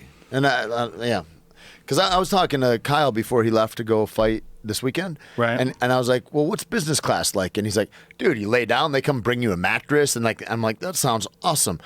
And I'm like, if business class, he's describing first class, better than first class in America on Qantas. And I've done it. First class on And he's Qantas, like- you get an apartment. yeah, I was like, what's first class serious? like? So what Might is as well yeah. be an apartment. Wow. It's like your own pod. I remember Yeah. Ari posted pictures once. Yeah. Yeah, Ari flew with me. It's like your own room. You're not only does your chair fully recline, but it turns left and right. And then you have two TVs. Just in case. I don't really want to have to go to the effort. I'll just make my chair. It goes like Ari would come over and sit with me because it's like a fucking 15-hour flight. It's a ridiculously Right. long flight. Yeah. God damn. And Ari may or may not have come on board with some pot brownies that stunk so bad I made him throw them out. I'm like, what the fuck are you doing? Not the country you want to mess He's around. like, Yeah. I made That it stuff. myself. Yeah, that's the one place where Sylvester Stallone got busted for HGH. Well, he came in his private jet with like cases of the shit. That homeboy is just fucking mainline. I They just might saw have, they him and might have Robert De Niro. overlooked a little bit, but yeah, if you come in with, yeah. Hey man, I don't blame him. He's my canary in a How coal old mine. is he? Yeah. 90,000 years That's old. awesome. Yeah. I was gonna saw say him and 100 him I and was De gonna say Niro 107, but- in that movie Grudge Match or whatever the other night. Yeah. And I'm like, how do you not get behind the argument to be enhanced? Right. Like if you look at a normal 70-year-old guy and you look at Sylvester Stallone, you're like, Yeah. that's better. Well, do you remember that movie that he was in, Bullet in the Head, where he was? Oh, yeah. He was shredded. Where it's Jason He's Momoa's in it, right? I think he fights so, Jason yeah. Momoa, I think. 67 years old. just Yeah, lean dude. as all hell. shredded, Dude, shredded, six-pack, muscular, veiny. Looks like he had some kind of surgery on his pec or something. A long There's something time that ago. happened. Long time ago. You look, all his Rocky movies, you see that too. It's almost like he's got like a cable that connects his Yeah. pec to his shoulder. Why not though? I mean, seriously, like if Why not? If, Yeah. if it's not a financial barrier to you, I mean, the only negative side effect of that stuff is you immediately stop aging. Yeah. Well, and You know what I mean? you It's could like, why would instantly say that it's even a cost benefit because of all the stuff that you move aside that you're going to have health risks at anyway that you take away by But being also in you better have more condition. energy to do things and enjoy things. Like the idea that like it's a manly thing. Like people like, where do you get your testosterone from, bro? I get mine from my balls. You got to get it from a Somebody said that to needle, you? bro. No, but I mean that's like the That's argument. hilarious. That's the argument, right? Where do you get yours from, bro? I get mine from my balls. You know, like this. I get that mine from Joe's Balls. Where do you get your fucking toothpaste from? I get it from the grocery store. That's Shut so up. funny. Like. Give it 20 more years and see if you still got the same answer. I was just listening to Charles Poliquin, and he talks a lot about it. It's really Charles who? Poliquin. He's a Poliquin, is it? He's a strength coach, like old school dude. Well, how about your boy Louis? West Side Barbell? Yeah. Also Louis Simmons. awesome. Oh my God! Also He's rad, awesome. dude. Also awesome. I got his fucking machine back there. The reverse hyper. That's a game changer. Dude, that yes. fucking machine. Him, like the Sweats, like who kind of take his gospel and spread it. Shane Sweat and Laura Phelps Sweat. Laura's the strongest woman in the world, and How Shane funny is it? Her last name is Sweat. Yeah, dude. Well, it's Shane's name, and How Shane is appropriate. probably the best power and speed strength coach. Everybody thinks it's just powerlifting, and Louis is like, that's such a misnomer. It's not what I'm about. Like, he changes the dynamics of whatever kind of athleticism you're into. If you're a cross country athlete, if you're a swimmer, if you're a power fighter, and it's a trip. I believe that if more MMA guys got into it, they would turn in touching boxing into fucking knockout strikes, man. Well, Matt Brown has done a lot of work. Yeah, with yeah, him. that's who works with him all the time. Him and Shane are really good friends, and he and Louis, and then yeah, it's an interesting thing, man. That would West happen Side Barbell. because they'd have more power behind the strike itself, or Yeah, they're learning how to turn into it more, and they're learning how to accentuate their top end power so that they can actually turn that over, as opposed to like moving slowly through movements and teaching explosivity. okay. You know, I had the bigger, stronger, faster guys on. And, Oh, yeah. the Bells. Yeah. And you know, Mark's a good friend. He's a good guy. Great guy. Mark's a great guy. And we were just talking about the stigma that's attached to these substances because of the idea of cheating. Sure. You know, when you look at like baseball and you look at cheating, the great American pastime. Right. And, you know, what's going on with Russia right now. We're talking about they're literally going to pull Russia out of the Olympics. Widespread, documented Right. cheating program on the state level. Like, they're just cheating. They're like, here's the protocol. Yeah, I mean, Get but on that's what they've always done. I mean, that's been Sure. going on from the beginning of time. I mean, then That's what everybody's been doing at the Olympics. they I mean, I found don't- out about I it from don't the get it. Russians, though. The Totally. Russians were the first. Yeah, them and East Germans, right? Yeah, When Germany was split Eastern up. Bloc countries. Yeah, I feel like that. I mean, when you started talking and you had that Nowitzki dude on here or whatever, and talking about genetically changing things and the myostatin inhibitors and all that kind of stuff, it just seems like at a certain point, if you want to have natural athletes, like say in the UFC, in 15 years, everybody in the stands is going to be in better shape and better condition than the actual athletes. well, you know what it's going to If be you're like? gonna- It's going to be like churning your own butter and riding a horse to work. Yeah, you're It's like- mitigating evolution. It's like congratulations. Yeah. And the reasons that they're doing it are so foolish sounding. They just sound like children. Well, I get it because like what you get out of competition. If you see a guy who has gone through an 8-week training camp, and he's fighting, you know, Chris Weidman versus Luke Rockhold. Both guys we would assume clean, you know, training their entire life, getting ready for this moment. The amount of discipline and focus that's required to get through that fucking camp is Right. goddamn brutal. It's Yep. it's soul searing. You know, these guys are getting up every morning with exhausted bodies, and they're doing their strength and conditioning, they're doing their sparring, they're doing all their technical training, and they're fucking tired all the time, man. They get through it. And that's one of the things that Vitor and Weidman had at it at the weigh-ins, where Weidman pointed his finger at him and he goes, "You were fucking using during camp," because they did their blood screens, and Right, I remember that. Weidman's Vitor had a testosterone use exemption, okay, for the longest time, and his testosterone when he was on was off the charts. He was just 3 times a human jacked kind of shit. 1475 was the highest number that he tested for, right? During camp, while they're in camp, this is after they take his testosterone away. Okay, they say you can't use it anymore. He tested 1200, and Weidman tested 300. And so Weidman's like, "What the fuck?" Like, Yeah. he goes, "You were using during camp," and he goes, "I'm gonna make you fucking pay for that tomorrow." And he said it to them at the weigh-ins, and you could see the look in Vitor's eyes. He's like, there's a look that a guy has You know, when he's guilty. The most cogent, Agreed. the only real smart explanation for that, for against it, was when I listened to Rhonda talk about it. And she goes, they know when they're off it that they can't be, like, Yeah. she knows she's not, I know I'm 100% me. Sorry, bitch. If you come in like that, Right. you know you've already lost. She's like, and I was like, that is huge, because the psychological effect, we saw it when guys came from Pride and they came yeah. over, they would break, and you're seeing guys that are top level savages break, and then you're like, that is a different athlete. Well, it's a different human being because you're not enhanced anymore. When you're like And we're it takes talking your about belief, though. It Vanderlei- takes your belief. Of course, because Yeah. you know what you were capable of. These superhuman performances when you're on it. Their chin would be better. Everything would would be Yeah, better. you had to hang the cape up. Yeah, hang the cape. Hang up the cape. Hang up. Take away the fucking the super ring. Yeah. Totally. And then, I mean, once you've tasted that, I don't know what those it. guys were taking the Everything. the shootbox guys though. Get their hands on it. Remember when there was a thing and it was all the shootbox guys and they would get touched and they would go out and they'd be out. And then they'd get touched again, and they'd come back on. Yeah. And it was like there's something like as soon as he hit the ground, he popped, and it was like almost an impossibility to knock him out. It was like God why knows what they were fucking doing. It was so impressive when Vanderlei got crow-copped. Yeah. Because even all that. Yeah, sorry. I mean, that was the heaviest Vanderlei had ever been. He was like 218. Yeah. Crow Cop was only 214. Crow Cop was actually lighter than Vanderlei, even though Crow Cop had fought heavyweight he's a his big entire guy. career, and Vanderlei, really his optimal weight was 185. And he was fighting as a heavyweight. He was a 183-pound champion, right? Or the 203-pound champion. Yeah, right? yeah. That's what it was, right? And, gets to the UFC, he drops down to 185 because he's not on the shit anymore. But when he's fighting, or allegedly, but when he's fighting Crow Cop, even after all that, but we don't even know what the fuck Crow Cop was doing. Right. That that was one of the biggest, strongest guys I ever wrestled with. Yeah. Like that guy he's strong. He's like That's one what, of those different level strengths. Schaub said too when Really? he fought him. He said he couldn't believe how strong he was. Dude, he's powerful. Yeah. Well, I mean, his fucking KO power's legendary. Yeah.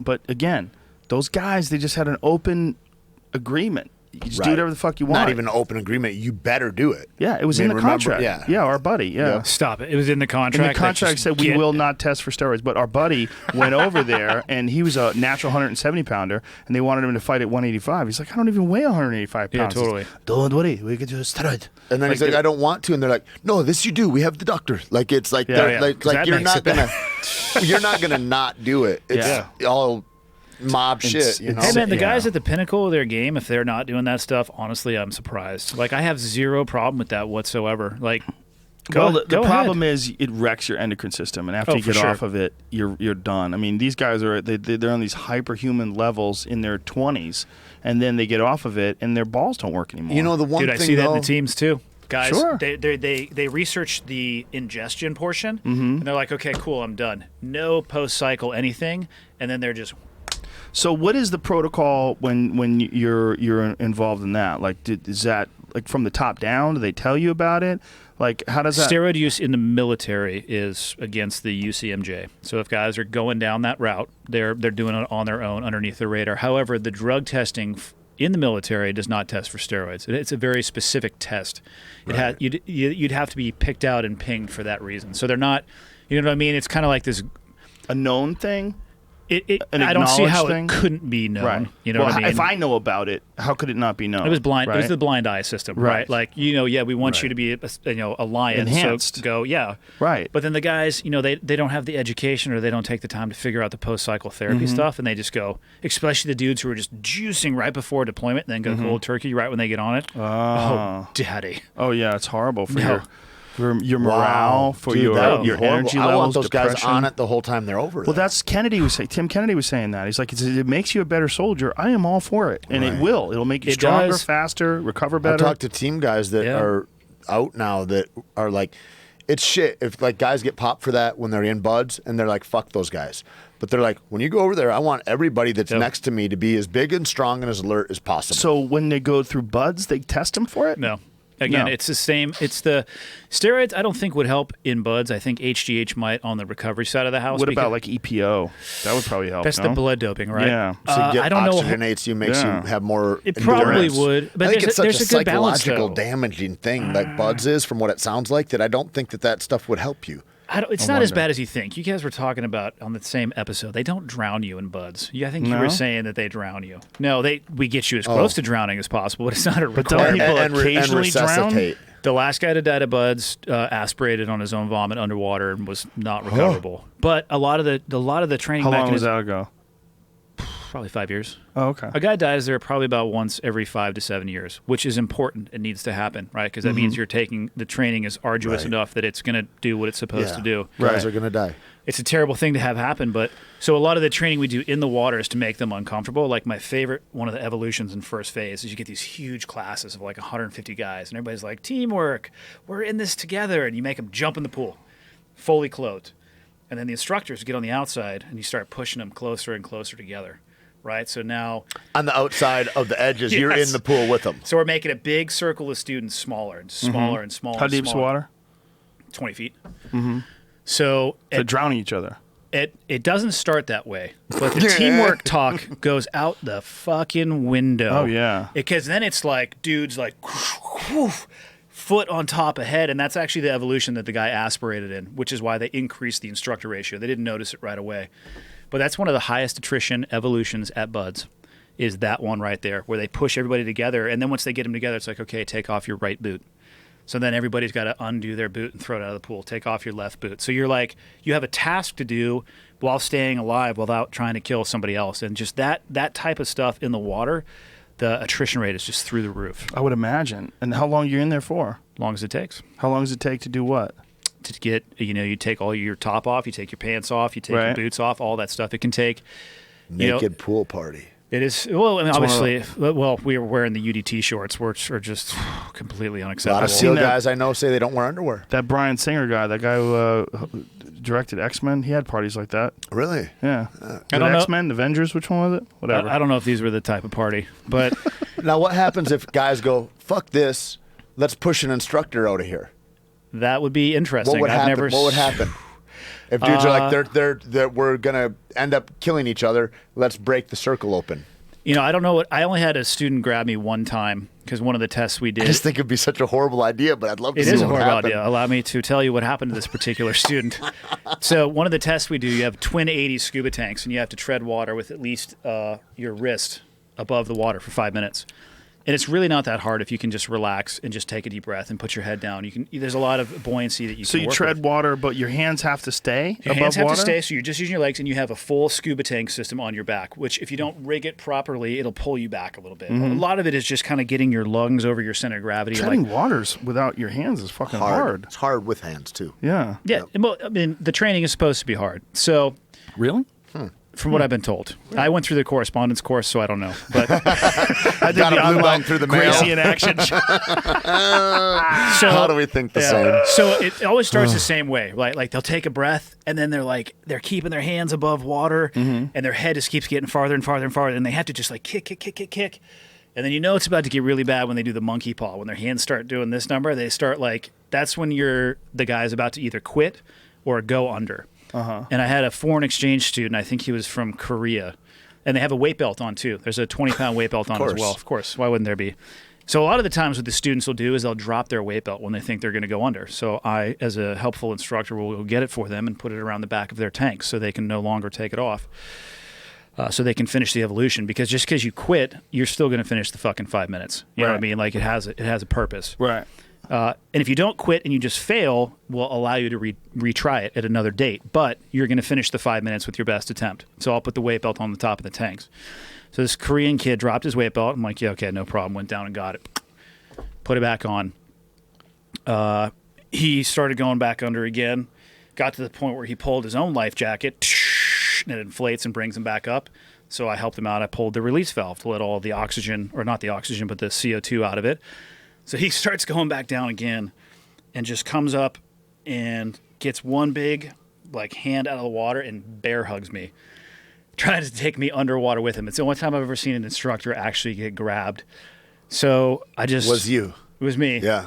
So I just relaxed, held my breath, and we went to the bottom until he passed out. Whoa. So you said, all right, bitch, let's do this. But I'm fine. I'm like, all right, I got How long can you hold your breath? I don't know. I mean, I'm nothing impressive, probably a couple minutes. Longer than that guy could in a panic state.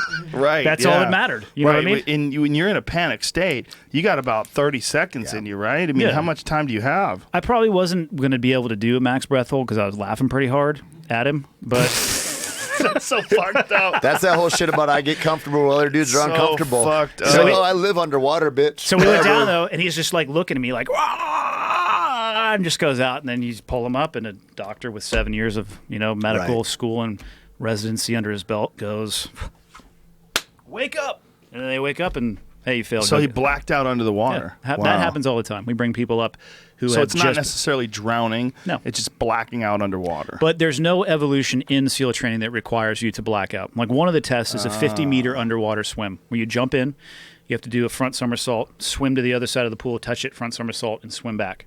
That's another one that gets a lot of guys on.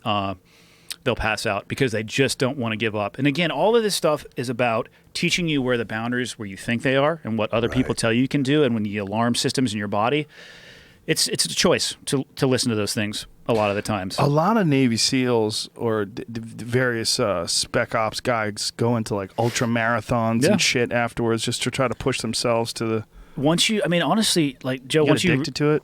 Yeah, but I mean, I would imagine that you probably, do you miss fighting and do things that challenge you physically and mentally to continue pushing yourself and growing? I mean, once you get a taste for it, I would imagine you still do those things too, don't you? Well, there's a certain amount of you're always going to want to push yourself, just because if you feel like if you're not doing it, if you're not testing your boundaries, you kind of feel like a pussy. I feel like it's mastery too. It's like you get mastery over this thing, and then what happens with people that are uncommon and interesting? They go on to the next thing because they want mastery over this thing, and then they want mastery over that thing. Because it irritates them that they don't master. They're like, oh man, I suck at this. Which is difficult shit is good for you. It's fun, man, and that's the one thing that's been the prime difference in my life is like go into something and do something that kind of makes you nervous every day. Go into fear-based shit and then live there. And figure that out. It's exciting. It's the only way to live. And rewarding. Man. In addition to being exciting, it's rewarding. The reward is huge. The exciting thing for me is like that's the initial moment, but then the impact it has on your life. I mean, there's two different full spectrums. There's like in that moment, and then how it changes you as a human being. Right. I got to bring you guys down to check out SEAL training. You guys, let's make a fucking video. All that stuff, let's make a video. Yeah. They may frown against that. Oh, okay. But we can make a video when I jump though with you. Yes, and because Joe will be in the plane as well. Also, I'll be strapped to the wing with a video camera. Look how small they're getting. Look, they're almost at the ground. If you don't let me take you jumping, we got to go hunting. Okay, what do you want to hunt? Duck. Oh, what the fuck is birds? I don't even like. Well, no, but I'll be out in the woods hunting you guys hunting duck. Ooh, that makes it more exciting. There's an additional. That's annoying. I need to bring up. That's going to get in the way of concentrating. What is it? Oh, here's the video. Oh shit! Here's this the video. What we were talking about earlier. We'll end it with this because we're basically out of time. We just did 3 hours, believe it or not. God Did damn. we really? Flies by every time.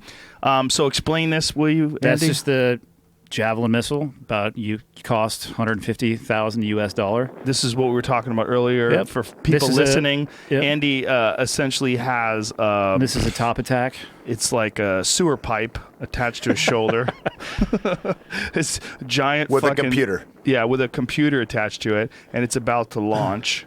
And these guys that you're launching against, tell us the background on that. It's just a truck full of guys. And they're shooting at you. No, that's done.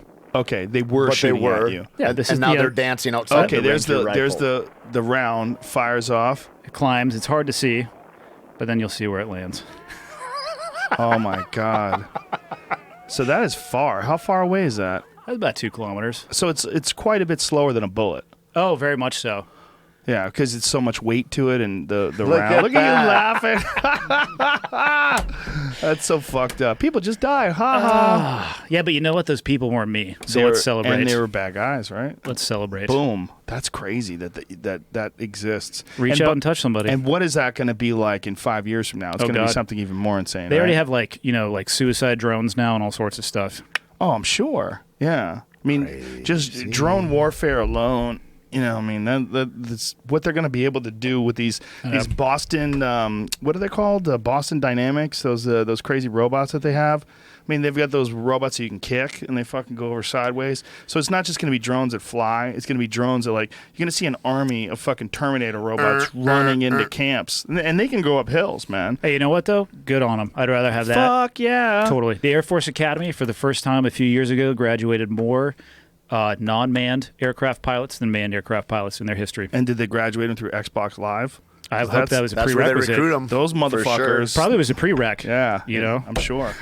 Well, listen, Andy, thank you very much, man. Yeah. We got to do this again. Thanks for having me, man. Anytime, awesome. Dude. Let's do it again, without a doubt. Sure. Tait Fletcher, Taitumus Maximus, no longer. Now is just straight up Tait Fletcher on Twitter. And my Pirate podcast Life is live. Live as fuck. Live as fuck. Pirate Life, iTunes, all that jazz. Yeah, right? yeah. All iTunes and Stitcher and all that. Right now up is Cowboy Cerrone and then Kyle Noak I just put up today, and apparently the UFC is mad about the one with Donald. I don't know why. I don't understand it because of the failed drug test allegations. Well, that he knows he did. Anyway, well, whatever. He didn't fail. He just wasn't there. Yeah, but he they told call it them a where he fail. was. Yeah. He was in Vegas. It's a long story. Anyway, you're gonna have to listen to whatever. Pirate Life to find out the full details. Check it out. CavemanCoffeeCO.com. Each and every episode, we drink Caveman coffee. It's the best fucking coffee on the planet Earth. And this we've got an answer. It's 240 milligrams of caffeine, so stronger than Red Bull, stronger than your mother's pussy. And we'll be back. See you tomorrow. Bye bye. Thanks, Big man. kiss.